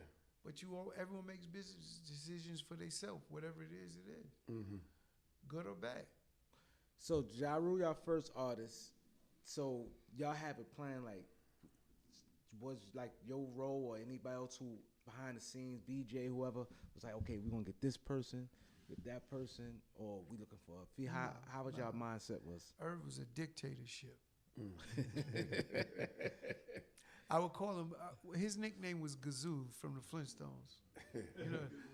And the reason, the March, because, and I would say I'm Fred, and my niggas is Barney. We the only ones that could see Gazoo. Right. Fred and Barney only ones that could see Gazoo. Gazoo be right here. No one knows he's there except Fred and Barney. So I was like, so that was his nickname. We checked him in hotels under the Great Gazoo. Yeah, that was his, like, so no, if you went to go see for Irv Gotti or Irv Lorenz, you would never find it. Right. If you knew the Great Gazoo, you could find it. Right. And only certain people knew the and name. only certain people knew. But that's because Irv had his vision. You can't. You can't change that man's vision. Mm-hmm. And why would you? So And it's his vision, it's his energy. They did all of these things. mm-hmm. All I did was assist. And Now, that's how don't get you me want wrong. to do it. That's how you had the structure. I'm a hell of an assist with him because I whenever I tell that story, if I don't do that, does Murda Inc. ever get born? Do they make all the hit records? Mm-hmm. I found all those producers that made all them records. Mm-hmm. You know what I'm saying? That's the part that when I speak, again, and I got receipts, those are my producers. Mm-hmm. You know, Chink is one of the biggest producers we had. Chink from DC. DC. I was with Chink, I told you a couple months ago. Yeah. Remember? I remember when we was together there. 'Cause when Irv passed away, he came up to my neighborhood. You know, fly got the jury on. You know, it's cold, so I got a mink on. He got a mink on. He just seemed like a cool dude, but you could tell he ain't know nobody. Yeah. So I don't know. We just gravitated. He started talking. I started talking. Where you from? He DC, said, "Yo, Joe. my name Chinks, man." Cause I told you when I saw you before that I ran. Do you know Chinks? And you was like, "Yeah, I got his number on my phone." Yeah. He's like, "Yeah, I'm up for Irv Gotti funeral." I told you, remember? Mm-hmm. And he's like, "Yeah, I got to go to Queens." And he was upset because he was like, "Yo, that's my man." Yeah. And he was he was torn behind Nah, that. He makes some hell of a beats, right? Man, he could play every instrument. He's an incredible producer. Yeah. Incredible producer. So again, when you think of it from business, that's the only reason I say it. It's like if I don't find those producers. Like Irv didn't know none of these guys. It's not like they was his friend or anything. So these are all strangers.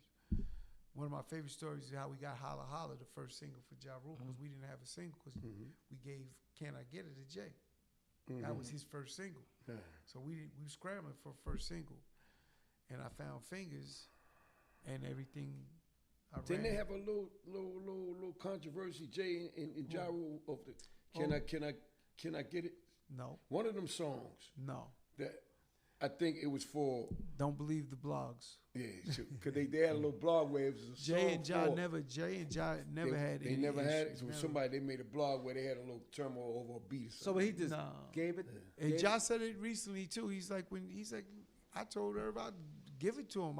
We do another one. But Yeah, Irv yeah. asked Ja. Right. It You wasn't know what no I'm talking beef. about, right? Yeah, Yeah, but yeah, it was okay. never no So beef. they both Right. was, so when they was on the song, they was like he said, "Can I get it?" That same thing with like Gucci Man and Jeezy. They situation came because they did the song. Jeezy was a little bigger at the time, and so he felt like if it come to me, the song could do what it do. Right. But and Gucci didn't. Listen to me, let go of the song. Jay did everything right, and Ja did everything like a real nigga anyway. Which was Jay did everything right. He's here. Look, I could get it on the soundtrack. This, that. It's gonna be a great play for Ja, and it was. It's not like it wasn't. It was a great move for Ja to do that. Right.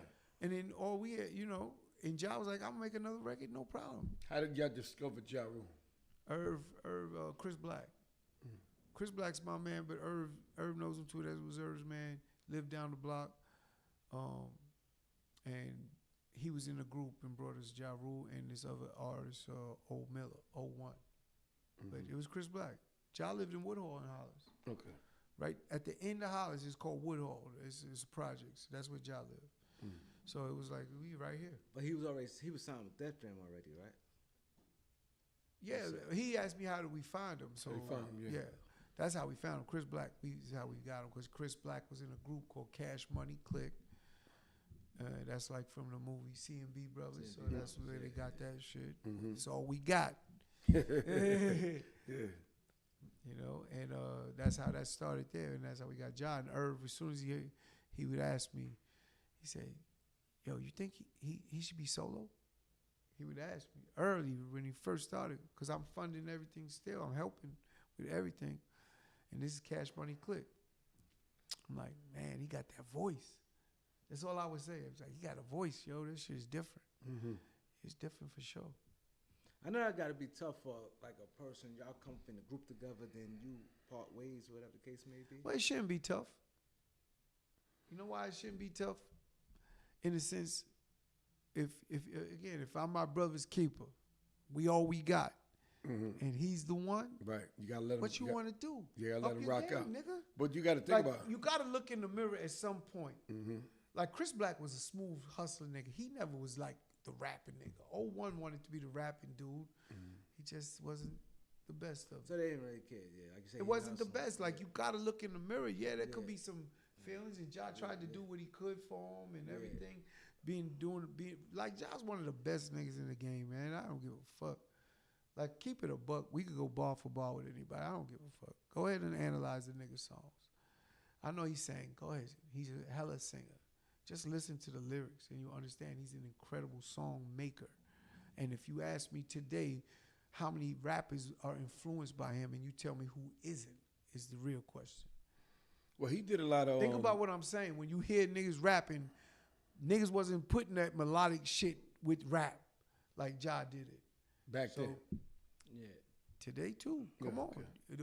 If you want to go Drake, who do you want me to talk about? You know what I'm saying? If you want to go Future, who you want me to So talk you said about? rapping and singing. It's absolutely part of the influence I see what of you're saying. what Yeah. they Correct. do today. Correct. That's Yeah. true. Now, I don't care if they don't want to give it up. It's cool. You know what I'm saying? But you can't, you know, You're right. you and He I know was- what's going on. He was rapping and singing early, and everybody else was rapping. Even old boy started doing it. The nigga that was saying you can't do it started doing it. You know what I'm saying? Yeah, yeah, so at yeah, the end yeah. of the day, it's like, come on, let's keep it a buck. If we're going to talk about it, let's talk about it. But go ahead, put them bars up. That's why his music is timeless. No new records. He's on tour right now as we speak. Come on, don't play with that nigga, man. And think of what he went through. Don't act like he just kept going. No. That nigga went to the fucking bottom, had to go do a little skid bid, everything. 5 years or something. Whatever it was. Some shit like that. You know what I'm saying? Yeah, I remember. Think When about he, it. when I'm he telling came you. out, when he came out, he did like 2-3 movies. Nah. So I like did the that. movies before. Yeah, He he did did a it movie before. before But that? at They the, did yeah, one yeah. the But at movies. the end of the day, Okay. a movie, that energy of a movie, unless it's blockbuster shit, it's not the same as music. Right. That energy that music carries is different. Yeah. A hit record versus that movie he's in is not even close unless it's a big blockbuster and he's the lead. But to be honest with you, because I'm thinking around that time that I can remember, because I've been in the rap game from the birth. If he's not the first, he's one of the first that I can remember or saw that was doing songs with big artists like J-Lo. Oh, yeah. And That I think feature, those Mariah, big Mariah, features. He made a lot of songs Yeah. go with them. They came and got him because of that melodic style you was talking about. Yes. And they all tried to imitate it. It's all good. It's nothing wrong with it. I'm just saying, if you really want to talk about it, then say it. Now, he ain't the first. Bone Thugs and Harmony was before him. You know what I'm saying? They harmonize it, but it's a different Yeah, type. but they West Coast. We talking But it's away. different. No, though, they but it's Midwest, still but different. But they harmonized through the whole song. Yes. Song, See? right. They didn't do both. They Yeah. just straight. Yeah, the whole jump. But He we talking about rapped both. and then Ja Rule Yes. kind of switched it up. Yeah. Yeah, And what yeah. people don't know is Ja was a battle rapper. We, again, would take Ja battling. Before think of the evolution of the artist. And then you could understand why I'm saying what I'm saying. He wasn't where he is with them records. He was making go listen to Diversified Vici and then listen to 336. He found his sound. See, that's what artistry is all about. That growth and development. You understand? So when I look at all these artists and they talking, go ahead talk. If the feds don't come in and all that shit, I don't put nothing on Homeboy. I put it on the feds. Our machine was stopped. How could I put out records and they're not supporting it if the machine is stopped? Yeah. That's just the facts.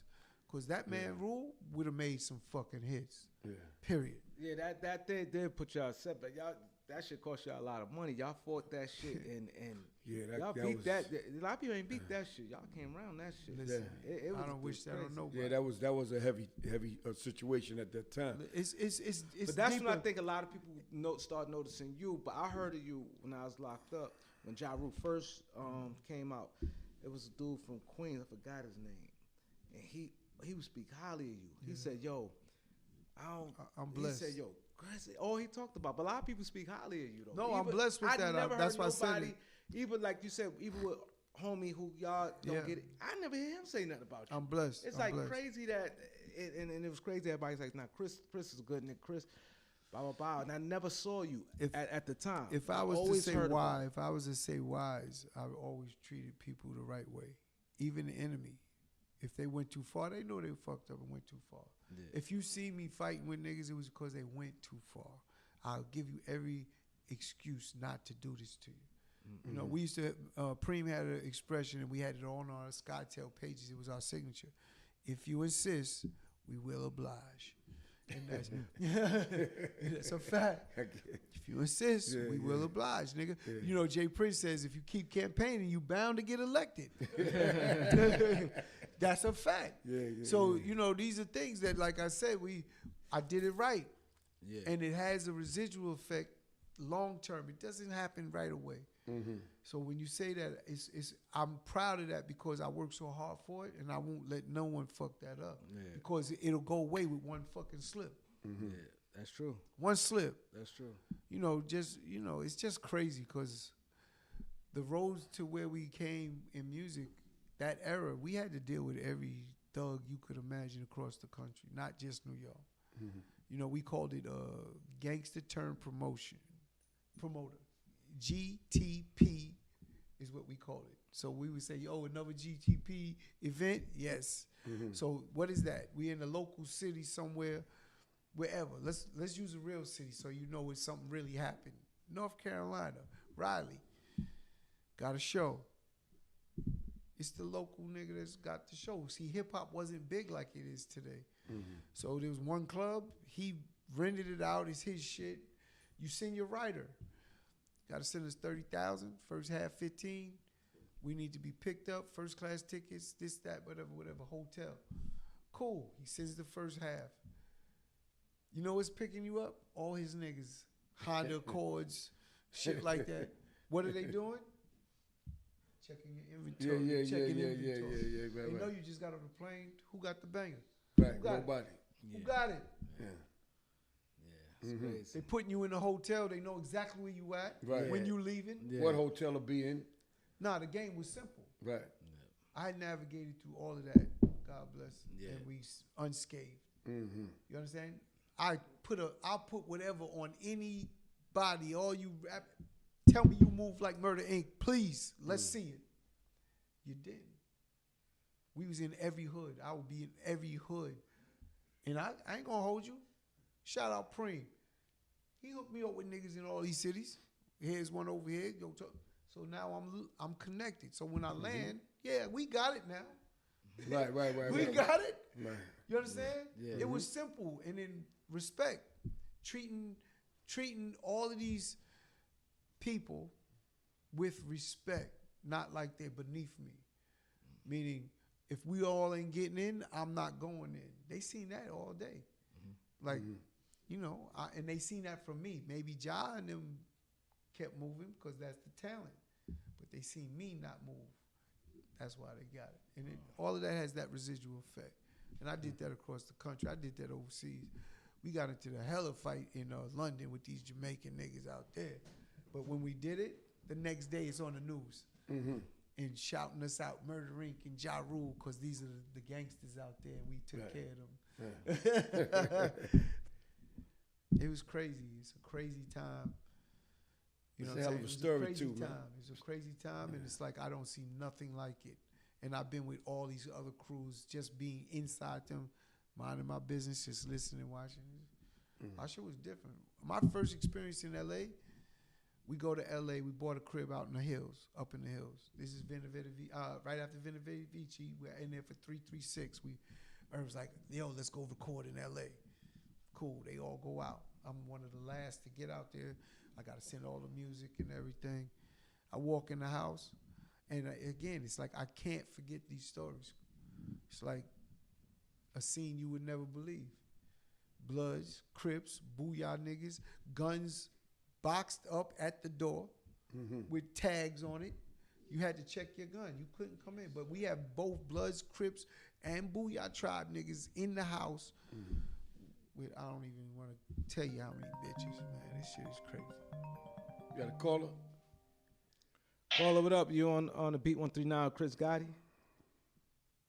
Yo. Who that? It's your boy Jay from PA, man. Okay, Jay, what's good? What's good with you, man? I just want to give you your props. Rest in peace to your brother, man. You already know, man. Appreciate I it. just want man. to tell you, you always keep it solid, man. You know what I mean? And you already know his love always around you, man. Yeah, yeah. You already know, man. I lead with love. That's that. Hey, and I That see it part. in you. That's another thing I was going to tell you. That's another great thing that's inside of you. And you know what I mean? I want to give you your flowers and never stop shining your light. You already know. You hear me, man? Man, I Never stop appreciate that, shining Jay. your light, family. For I real, appreciate man. that. But we here. Keep on doing what you're doing, man. And I want to appreciate these What brothers part for of PA having you at on right here, now? man. I You got know what I mean? I got an event coming up in Harrisburg. How far are you? That's real. I'm up by the Poconos, man. So you already so know. you got to pull up. I'm a Philly dude. I'm a 215. It's Yeah, all I mean, good. I'm gonna do Philly too, but I'm doing you Harrisburg already first. know. The You already, 23rd, man. the But 23rd. we up in the Poconos just chilling. You know what I mean? Doing what we do, man. Yeah, And every time I'll I be said, out let me there see, the let's see if I 23rd can of get this through month. here, man, and spread some love, man. Because this man right here, he leave with love. You already know. That's a fact. You already, He family. said pull up on the 23rd. Yep, we doing. Sound we good, doing a man. whole watch And you said party. where that's at in Harrisburg? It's I don't have the name. It's in Harrisburg, but I'll get it'll be on my page. If you go to Chris Gotti 187, it'll be on my page. Sure. You better believe it. You but better I'll be believe in it, man. Harrisburg on the 23rd for a watch party that we doing out there with my movie Ballin'. You better believe it, man. You already know, man. Much respect to y'all, man. Y'all have a wonderful night, man. Keep shining, family. All Thank right, you, Jay, brother. Have a good appreciate one. that. Thank you. Appreciate you. But before we go a little further, I just want to piggyback what he just said. Now, this is very important for you guys, man. Now, Vito talked to Chris the other day and said, yo, I want you to come on my show. Chris, like, for sure. This is some real shit because this is very important. It means a lot to me. You know what I mean? That he came and took his time. He's a man of his word. And it's crazy because, like I said, time back, I can remember like yesterday was the first time I ever saw Ja Rule. I didn't know nothing about Ja Rule. And the dude I was locked up with was with, know them from Queens. He said, nah, but Chris? And he just was talking highly of Chris. But I never even seen Chris at the time till later on. I saw Irv and them, everything. And it's crazy how full circle, the man asked him to come. He pulled up on time. And this I just want to say thank you. Appreciate that. That's some real. Yeah, I In all appreciate the it. communication, we don't deal with a lot of people, man. Some funny. We have, like I told you, we got like we passed well past 700 interviews, but it was so well organized. Even with what's her name, Janessa. Shout out Janessa. Shout out Janessa, right? He's like, yo, I'm gonna do. Talk to my people, and she was 100% on point. No, she's always on point. And everything she's really went good. from She's what you're dope. talking about, adding on, it went smooth. And we definitely appreciate you, man. No, 100%. I appreciate it. Because we Again, get I a lot love of real people, shit, man. and they Sure. difficult, man. Nah, You know what I'm saying? people Like, know you it know, doesn't. They be faking. You know what's too. crazy? Yeah, man. That's the game. That's the industry, and I'm not with it. Yeah. I watched it. I will never be part of that. That's not part of who I am. I'm a straight shooter. I'm gonna tell you yes or no. Get it out the way, and tell you why. If I have a reason why I could do something or not do something, but that's it.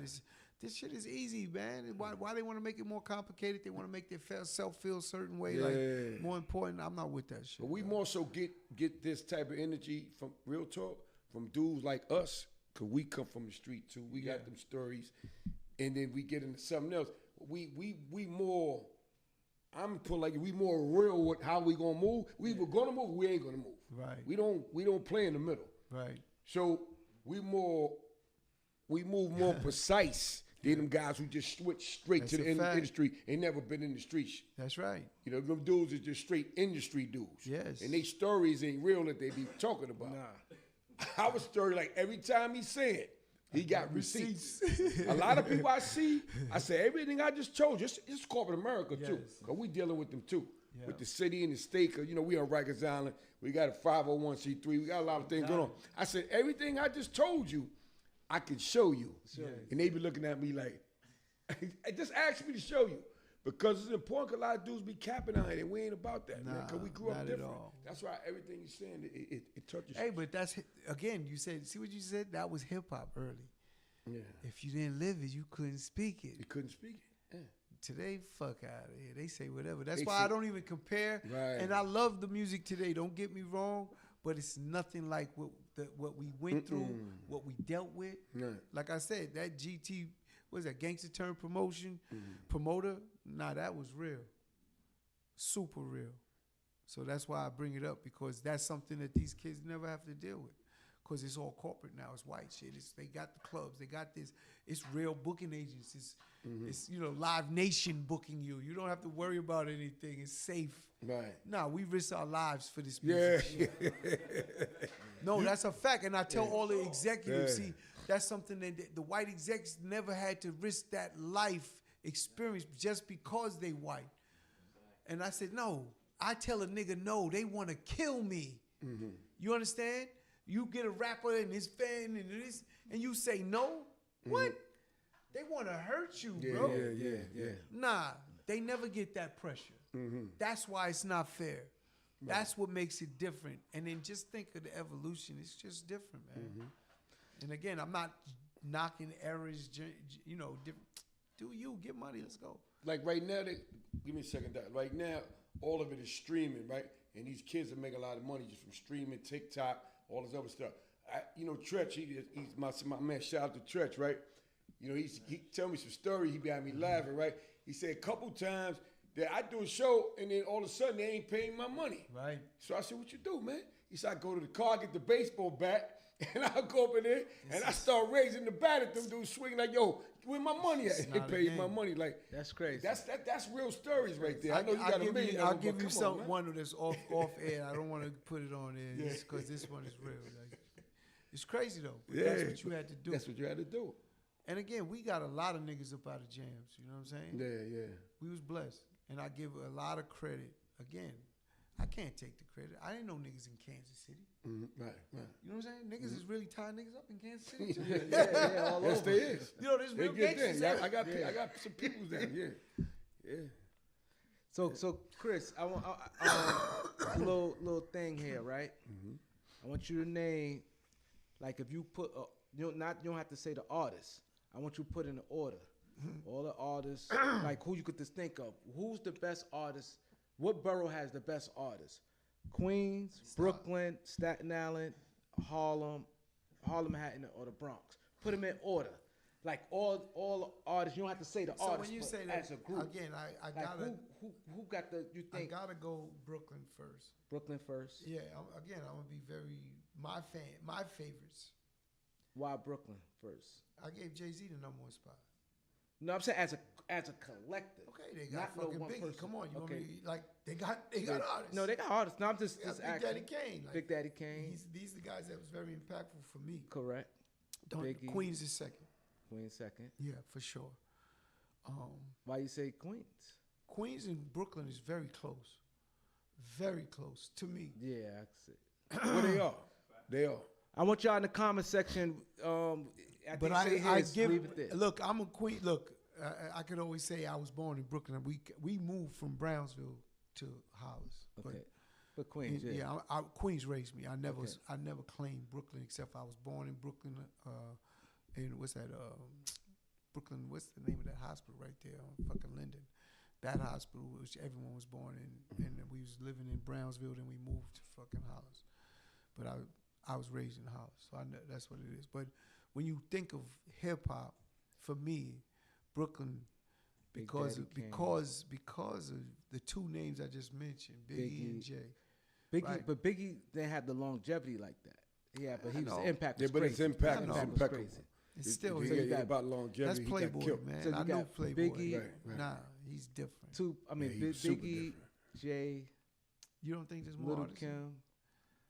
You running out of names? No, there's no Little Kim, man. Can't put in that category. She's in Brooklyn. I'm Nah, just naming she everybody. right there. Her, as a female, her impact crazy. Well, I take that back. Lil' Kim opened the doors for all of these girls doing that freaky shit right now.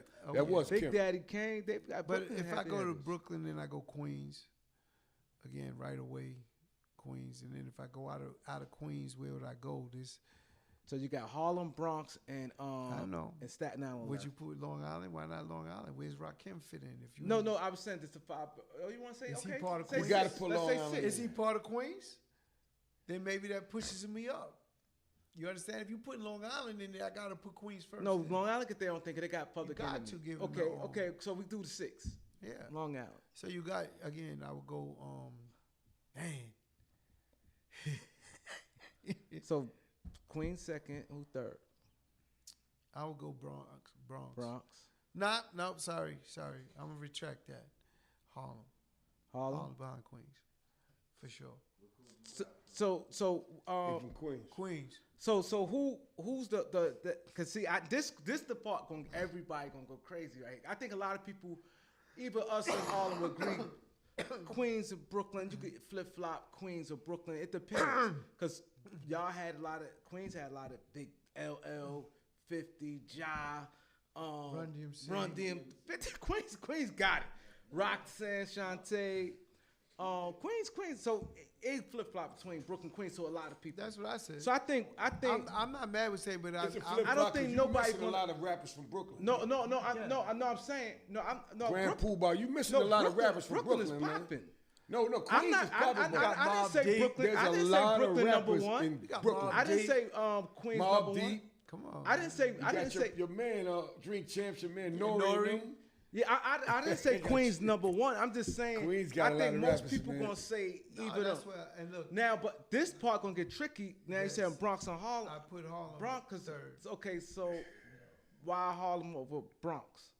Why? Because Bronx got a lot of guys too. Harlem, I don't think we got that many. And we Harlem. I'm We known for other things, man. Cause they got Fat we Joe, more known for French the hustling game Montana, than that rap game. I ain't gonna lie to you, man. African Bambaataa and the Melly Mel. They history is crazy in the Bronx. I put Bronx before Harlem, man. I would too. I would too. Even though I'm in Harlem. Even though I'm all Harlem. Y'all all are Harlem. 139th Street. Come on, Yeah. man. Nah, but we gotta be honest. Y'all got Big L, but we ain't nigga. got, Yeah. but we ain't got the. But I'm saying, come on, Okay. man. Yeah, You they got did change Mace, the game. Cam, Cam. Dipset, all of yeah, that. they did change the Kenny Ain't come. Would you put Jim in Bronx or You Harlem? got to I put your put Jim man Harlem. Kumo D I in put that Jim joint, Harlem. I'm saying. Kumo Put Jim D. Harlem. right? I'm just saying. I say Kumo Bronx. I D's say Bronx Harlem. and Harlem is like neck and neck, man. Yeah. Bronx is he's got the history. Yeah, You know what Bronx I'm got a saying? lot of. That's where it I'm started. telling you, I ain't mad They at, got at A Boogie. Harlem But being Queens third. got and A Brooklyn, Boogie. Queens and Brooklyn is heavy. They got A They Boogie. heavy over there, man. Hey, Boogie. They heavy. They got that's gonna everybody gonna be crazy on that. It was one But go point. ahead. It was one point where Jersey couldn't even get in. Period. Nah. Remember that? Then you So- gotta go so- to. so now- And then they got it. So if you said Harlem's I'm putting third- Staten Island last, Staten Island last. because who else they got? The Wu Tang in them. Nah. And I love Wu Tang. Don't Yeah. get me wrong. But Fat Joe just did something I was watching on his shit, and he mentioned Long Island. Like, we got to give him credit. And that's, come on, the names So you- Chuck D, like EPMD. I mean, the list was long. Yeah, Chuck D. Rakim. De La Soul, Rakim, of Oh course. yeah, De La Soul. Yeah. Yo, lot. He was Yeah, naming De a La lot, Soul. and I was like, wow, I be forgetting all of this shit. You know, I'm Yeah, getting De old, La man. Soul. Tell So, me, okay. you can't name No, Mobb Mobb Deep Deep's from Queens, baby. Don't do that. That's another one you added to the roster. I said Oh, it. you said it? I said it. Nah, but he's raised. He's born in Long Oh, wait, Island. but what about the leaders of the new school? They Queens.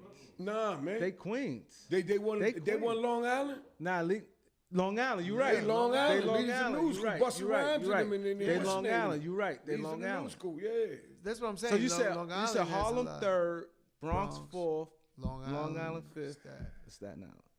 Yeah, give me someone else off of the. I don't know Staten Island rap. Me neither. I Outside think of I Wu-Tang. agree with Outside you. of Wu. It's And that I Wu love so the They powerful. might got one more, but that's pushing it. Yeah. Oh, what about my man? What's Shaheem, his but name? he's with the Wu Tang. Nah, but he wasn't with them originally. No, he wasn't. But he by kind of himself. yeah. Now he bought himself. What I'm saying. He was Yeah, we locked had up together. Shaheem. He by Shaheem was himself. on the show too. Yeah, Shout out to brother Shaheem. Shaheem. Yeah, Shout out to he Shaheem. by Shout himself. out, He Shy. did- What he- up, boy? He joined. He did some collabos, and everybody thought he's part of it. He said he wasn't part of it. Yeah. But he, but you know what I'm that's, saying? but that's his It's voice. that's a hard question though. And I then would love to see how here's the people- real question that I would really, if you want a real answer, is like, what's the grading system? Because just because you from there, is it just Correct. any artist? So or- what's the greatest system? That's a good one too. That's the question. That's I put say Brooklyn impact. because I say impact. I say, how do you not put Brooklyn if you made it? For me personally, Impact is no one more than Jay-Z. That's why. I'm saying as a whole, but he can he hold it the whole Of course, thing he can't by hold it himself? down. Can You he know how hold? big he is? He can You hold know the how whole big- United States hold of on. America. You know man. how big his Jay, come catalog on, is man. of hits? Yeah. The names you mentioned don't have nothing like that. He got one album that covers them. Like when you get Nah, down to man. it, he said it in a rap song. He said, "I gotta be number one from all his pop. Oh, I definitely agree, number Influence one. over everything. That's how I feel. In the Jay-Z world. definitely number one. He In the he's world. definitely the all time. In the world, Yeah, name he's- somebody. No, but Jay-Z I'ma keep it definitely real. the all-time Name best somebody. rapper. Real talk. We don't know how far Biggie and Pac would have went right because they passed away. But name somebody in the world. Wait a minute, Pac got a lot of body of work. Yeah, they do. But I they think- got, I- but they got stopped because of I You know think what I say? Jay-Z So how I number look- one, though. I looked Jay-Z at it. number one. I looked at it. This Oh, I is- forgot y'all got Nas. God damn. Queens, come on, we got a lot. Damn, nigga, I forgot about Nas. But when you think it like that, when you say Tupac is probably is him or DMX, but I think Pac has DMX, so it's really we got a caller. as Caller, where you from? How you Yeah, doing? Graham Fishburne one more time. Graham Fishburne one more time. I normally don't call in twice, but since y'all talking about something that I want to chime in on, if y'all don't mind. Go ahead. As far as I'm concerned, it goes like this in the 5 boroughs. I'm saying everything in order, first to fifth. Okay, first of all, Queens got it when it comes to rap. Nas is the best to ever do it. That's still living. After that, Brooklyn, Jay-Z. After that, let's go to the Bronx. Rest in peace, Big Punisher. You know what I mean? He had a short reign, but it was a righteous one. Had he been living now, who knows what he would have did, but I can't take that away from him. Actually, I put Big Pun too early. My bad. Big L, Manhattan, shout out to Harlem. Big L comes third. Sick lyricist. Then Big Pun, the Bronx. He held it down for y'all. And for Staten Island, I'm going with Raekwon the Chef. Lyrically, he had the style, charisma, all that. Real, all that. All right, I'll holler at y'all. Let me drop back in the chat. Peace. Yo, thank you. All right, okay. Yeah, this going run, and it's good. I'm glad that a person like you, you know why it's good for 'cause like you said, your age and you know the whole dynamic. Like I said, we saying the whole. We've gone back. See, we not no new era where we just talk about today's rappers. We went all the way back to Melly Mel, everybody who blessed. So this means a lot. That's why I say you got to tell the criteria to really get the real answer. Yeah. Because, I fuck with Melly Mel and all them niggas. I grew up with Treacherous 3, Yeah, Fantastic Treacherous 4, and all of that shit. Yeah, 100%. You look very young. 100%. But 58. yeah. I grew up on hip hop. Yeah. But see, but like we were saying, like Jay is the MC it's a Shan, whole bunch of small ones. But Juice we talking Crew, about the big Juice ones. Yeah. Jay-Z, right? Out of everybody we just named, I just like Jay-Z's like the Boston Celtics and the LA Lakers, man, like and the Yankees. These are franchises that I don't care how many records you make, you're not gonna catch them. His influence over this culture I mean, is I'm just keeping it real, unprecedented. man. Yeah, it's unprecedented. Yeah, it's serious, man. I'm sorry. That- Listen. his Look, shit's- Drake his has a shit's lot of serious. influence on it. Like Lil Wayne has a lot of influence on it. Yeah. Exactly. At the end of the day, his control over this cultures and his handprint on it is you can't deny it. Yeah. Is that it? And then you put him in the same borough with Biggie. Biggie's a monster.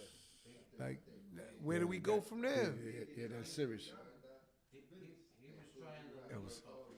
Yeah.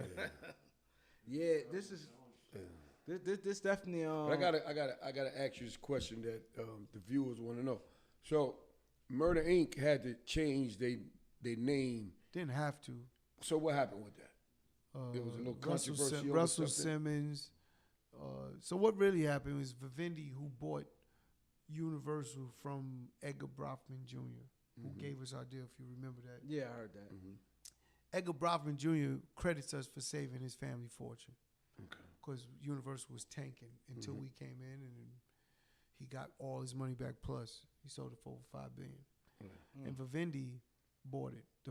These French guys out there, and we're getting called to go to France. We're thinking it's to go talk to them about music and business, and they talking about the feds and what's going on and who's Kenneth Supreme McGriff.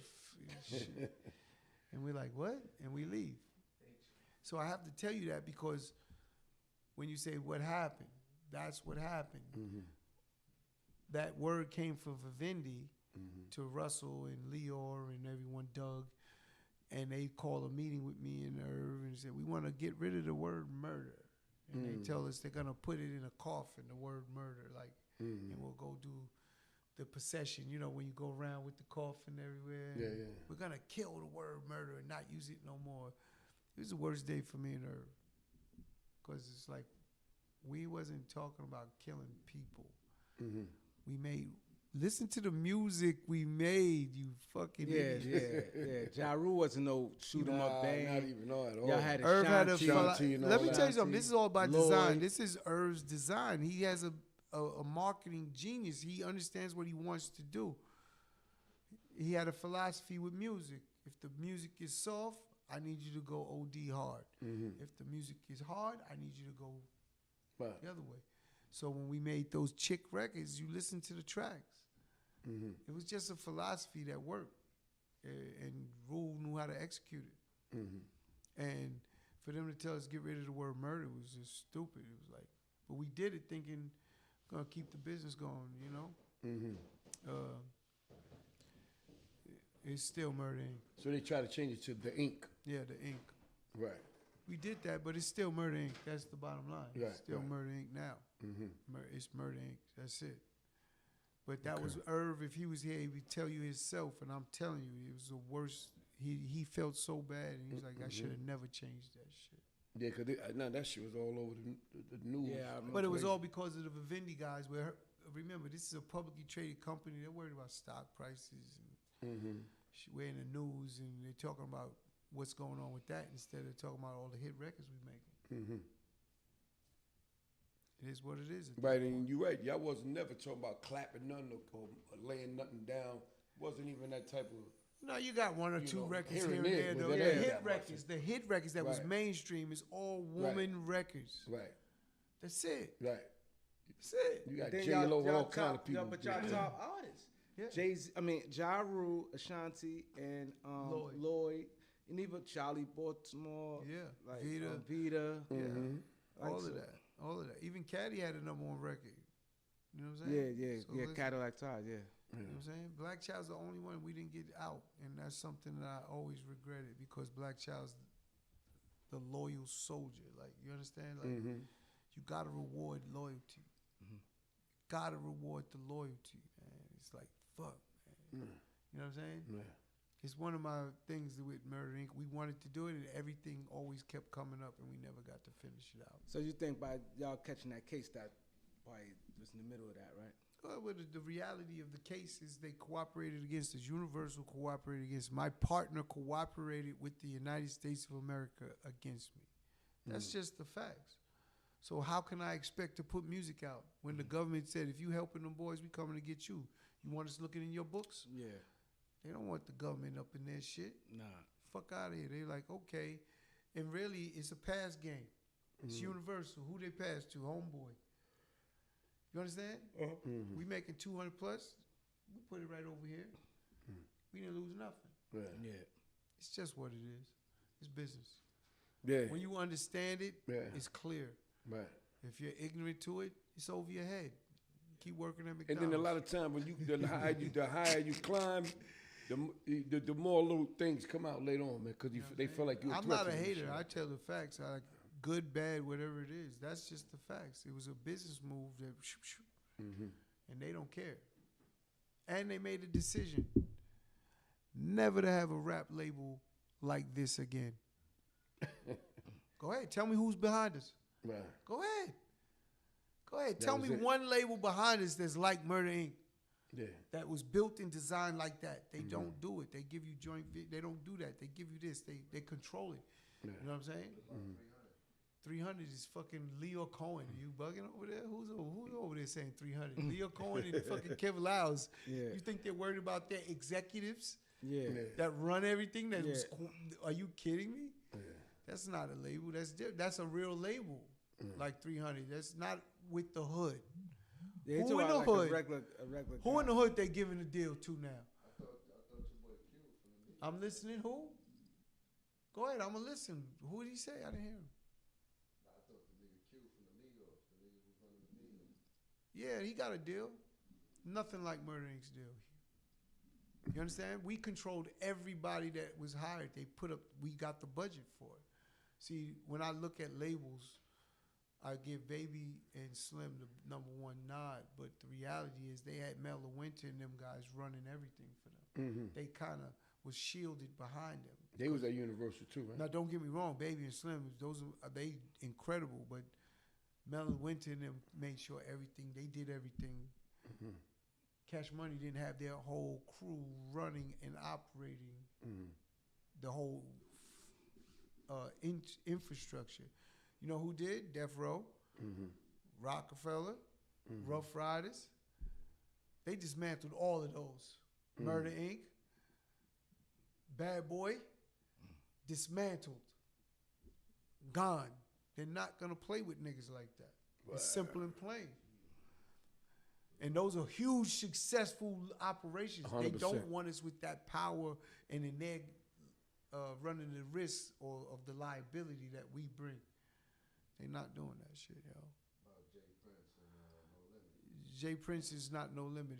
He's He- Jay Prince I is Rap Rap A A Lot. Lot. And Rap A Lot again, fully independent, but he's never was like Murda Inc. Let's keep it a buck.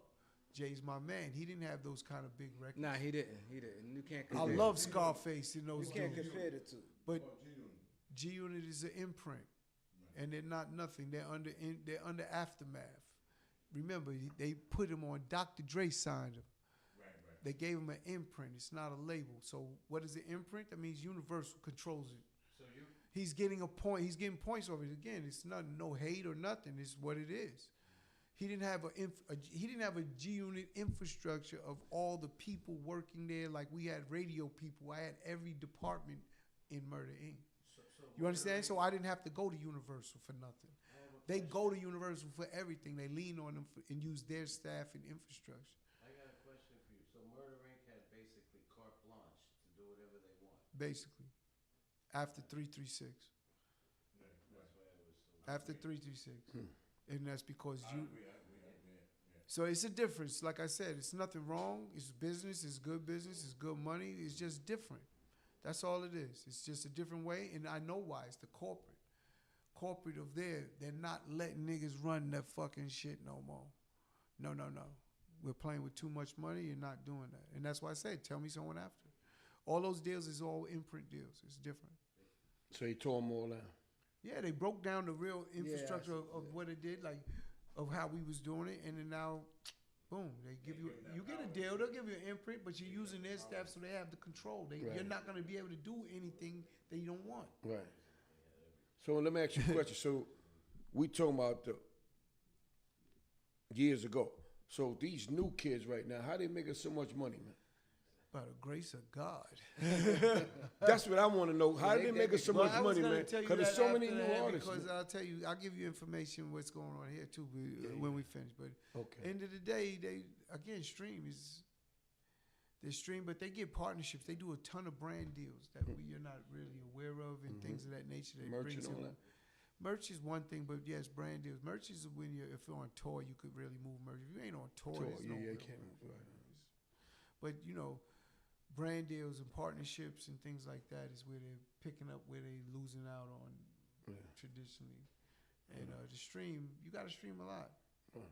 So you do a lot of partnerships and you could end up streaming a lot. But it's So partnerships. we'll talk about that off the camera. Yeah. So, but there's a couple other things that you done dove into as far as like film and stuff like that. Let's talk about your Come film on, work, man. man. Balling, baby. Go see it right now. #1 on Tubi, 5 weeks straight. Balling. You know what I'm saying? Got Lance Stevenson in it, Safari.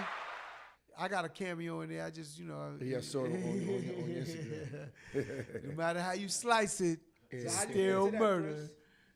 How you get into that? I got a partner, Rich Black and Andy and Trotter. They, you know, we came together. Rich had the script and wanted to do a movie, and I kept telling him no. I kept pushing him off, like, nah, man, I'm not ready. And he stayed persistent, to his credit. And you know, timing is the #1 reason for all successful business. So when I kept pushing him off, the timing was off for me. And then when he finally came back, I was like, all right, and shocked him. And I said, let's do it. Put the cast together. I mean, we had an incredible cast and crew. Shot it in Miami, 17 days. And it would have been less if my director, Ev, shout out Ev, he had to go to shoot something for Mary J. Blige. Mm-hmm. But we made an incredible soundtrack. Lance is rapping his ass off on there, and my niece Ricky's singing on there. And we made incredible music for the movie, and just had a great time. And you know, it's a grind because it's independent. So Tubi is a big platform. I know people say Tubi is like, it's the biggest platform for black music, over 110 million in audience there, for our kind of cultural movies. Mm-hmm. So there's no other place like it for our kind of content in movies. Mm-hmm. But you got your challenges because they're not promoting, they're not marketing. How do I tell the world it's out here?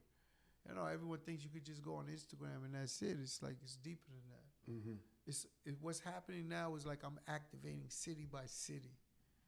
Does that make sense? Like, I just said I'm going to do a watch party in Harrisburg. Right, got I'm going to activate PA. Wow.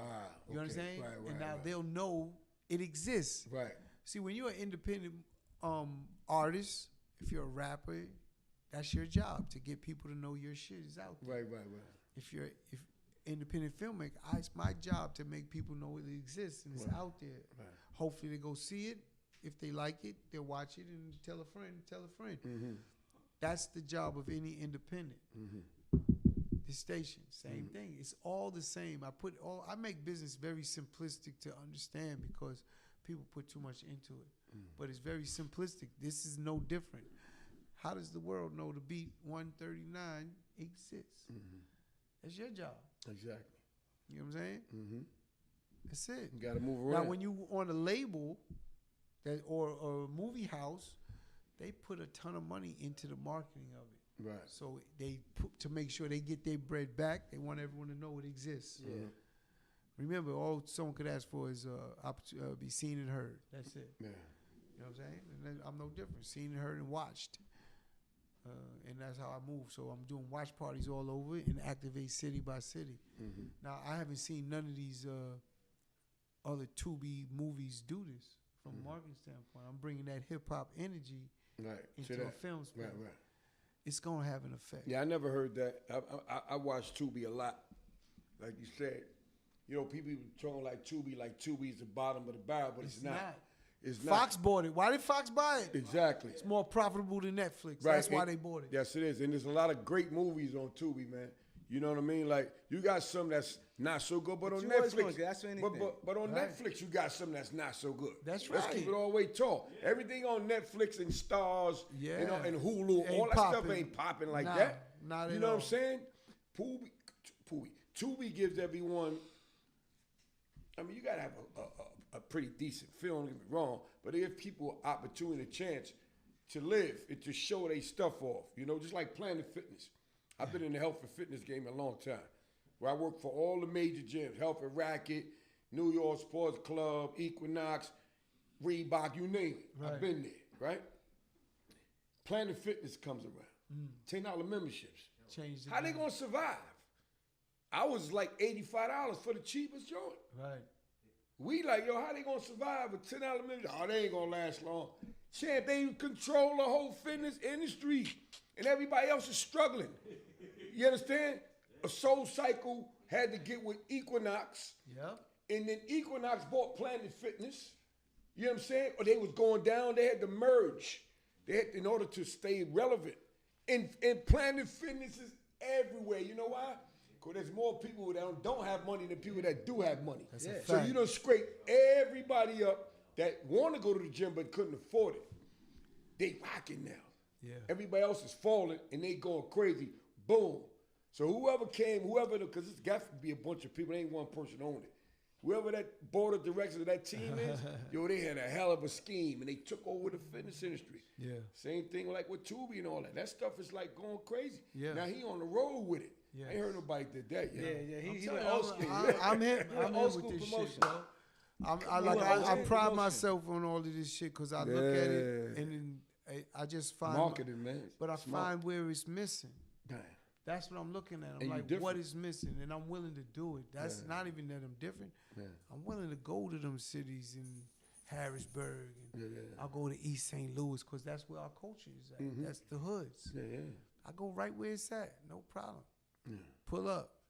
Talk to the people. You know, I told Joe, we got to touch the sea because Joe didn't used to fly. Fat Joe didn't fly. Yeah. He never. Yeah, he was. I used to tell him, man, you missing out on all this money. You fucking bugging. When you get to these cities, you got to touch the city because niggas really didn't go out. Let niggas say what they want. Yeah. We was out. We was out. Rule go anywhere. Irv go anywhere. We outside running around with the people from the city, not with like security and all of that shit. Man. So at the end of the day, you know what I'm saying, you got to touch the city. I feel that it was a big part of Murda Inc.'s success. We touched the cities. Yeah. So if people want to get at you, man, can you tell them your links? Hold on, right before we end, don't you have another movie coming out? Yes, I do. We have, again, I got a lot of movies coming out. Thank you. The one that you're doing right now. Well, the one I'm doing right now. Yeah, but he ain't finding locations. Night Shift comes out. Should be out. That's why I bring it. Oh, okay. You don't want to talk about it? You don't have to. About what? So you talking about the bodega joint? Oh, no. I'll talk about the ones that I got coming out. Okay. I got more. Night Shift is about to come out probably the end of this month or September. We just finishing the final edits on it. Another dope film. We got it in the can. We're shooting a new movie right now. We're about to start shooting 2 weeks from today in Miami called Raffle.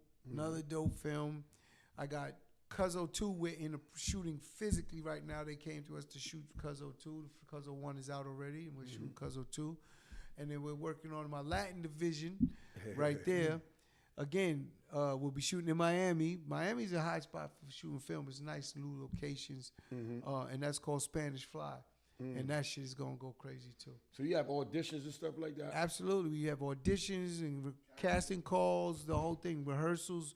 Like this is an official business. Like it's funny. I made my first film. Yeah, we'll be on tour, like I said, in the cities, watch parties and looking for talent in all these cities to put new people in our movies, new faces. And, you know, I want that energy and stuff like that. You got to read and you got to be good. And we did that with me and Irv. We did something called BT Talent Search. And BT sponsored it with me and my brother. And it was the best tours I went on for independent shit. I mean, lines down the block, so many people, and we let you act. We give you a minute monologue. Again, being creative and different. Whatever you want to act. If you need someone to come on stage with you, but you got 1 minute, get to it. Models walking on the stage. If you just want model, so you got a minute. 1 minute. Show your stuff. Yeah, that's plenty of time. That's decent. Too. That's decent. A minute is a lot of time. Yes, it is. We did a couple movies and all that. But I could get to a lot of people. We was doing 60, 70, 100 people in the night. Yeah, it's a lot. It's a lot. Yeah. And in the How many people you got? Panel? What do you mean? On the panel? Yeah. Oh, it was just three. Yeah, Two or three. It wasn't nothing. Me, Irv, or one more person, and that's it. DJ, and that's it.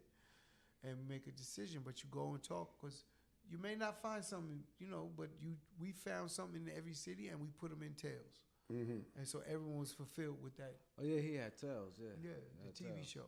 Yeah. You know, with Tales, the biggest part was when you looked at the end of the season, how many new faces we empowered. You know what I'm saying? Gave an opportunity to. It was crazy. Hundreds. Every season, we take a big picture with everybody. Every season, you know, Tales would have still kept going, but Irv called the president, like, he called him a Uncle Tom type shit. You don't know. You don't know what black coach is. Yeah.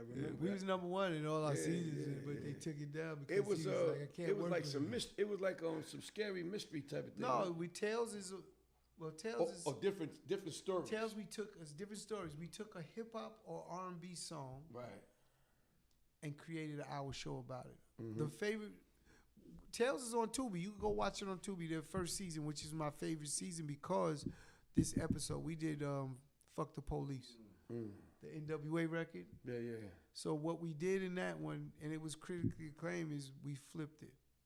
It was all white people in the hood and all black cops. You understand? Switch it up. You gotta watch it. It's fucking nuts because at the end, see my brother. He's always he pushes culture. Like in Goosebumps right now. Yeah. He did it because he wanted it to end to show what it felt like of the misrepresentation how we get treated in the hood. He said, but if it's a white face, let's see how they like it. Right. So how does he end it? You know the D'Angelo record. How does it feel? You understand? And he's showing all the violence and the cops is beating up the white dudes that in the hood. Right. You know, it's complete role reversal. Yeah, shit. right. And the shit was crazy. And then it ends with all of the names that died in police violence and shit like that. But that was on Netflix. Yeah. That was on Netflix. But now it's on Tubi. I got you. Yeah, because I remember I watched a couple They episodes pulled it on down, Netflix. man. They pulled it down because he told the guy at BT, he's a fucking Uncle Tom and doesn't know culture. But you know, it is what it is at this point. But you know, we always will move what is for the people. Right. And you move Murder Inc. way. Yeah. For the people though. We for the people. All power to the people. Irv always wanted to serve the people and just give them the best music, the best concepts, the best videos. Could you keep bringing Irv up, right? Yeah. Can you give us like something that you want to tell the viewers about your brother in memory that, you know, just embrace his name, man? Because, you know, rest in peace to Irv Gotti, man. Yes. You know what I'm saying? And it's a thing where it's like, you know, I want you to just give them something, man, on your brother, man, before you go, man. Something short, man. It's like when you ask me that, my mind goes crazy, but really, it's one of those people that we lost that I know he's my brother, but he's different. We lost someone special as a creator. Just think of the body of work he did in the short time he's here on this earth. That lets you know he's different. I say that with Kobe Bryant. Like when people pass that did incredible things in short amounts of time, they different. Irv is one of them. There you go. He's one of them. 100%. Shout out to Irv Gotti, man. Well, they're about to honor Irv out in Amsterdam. We're going to the award show out there. The Septimius Awards. It's Stedman. His awards, and they honor him with the Lifetime Achievement. I'm going out there in September, first week of September. Okay. So can you tell me your links, man? If people want to, Simple and because you got a lot going on, bro. Chris Gotti 187. It's still murder. That's it. Chris There it Gotti is right 187. there. Go follow the links. 100%. It's it. Yo, Chris can you Gotti tell them what's the 187. number one podcast show in Harlem, Come man? on, it gotta be the beat. Come on, the beat. It gotta be the beat 139, 139. Listening to The Beat 139, Harlem's #1 podcast, featuring Doc, Don Vito, and Keith Cash. 1, 3.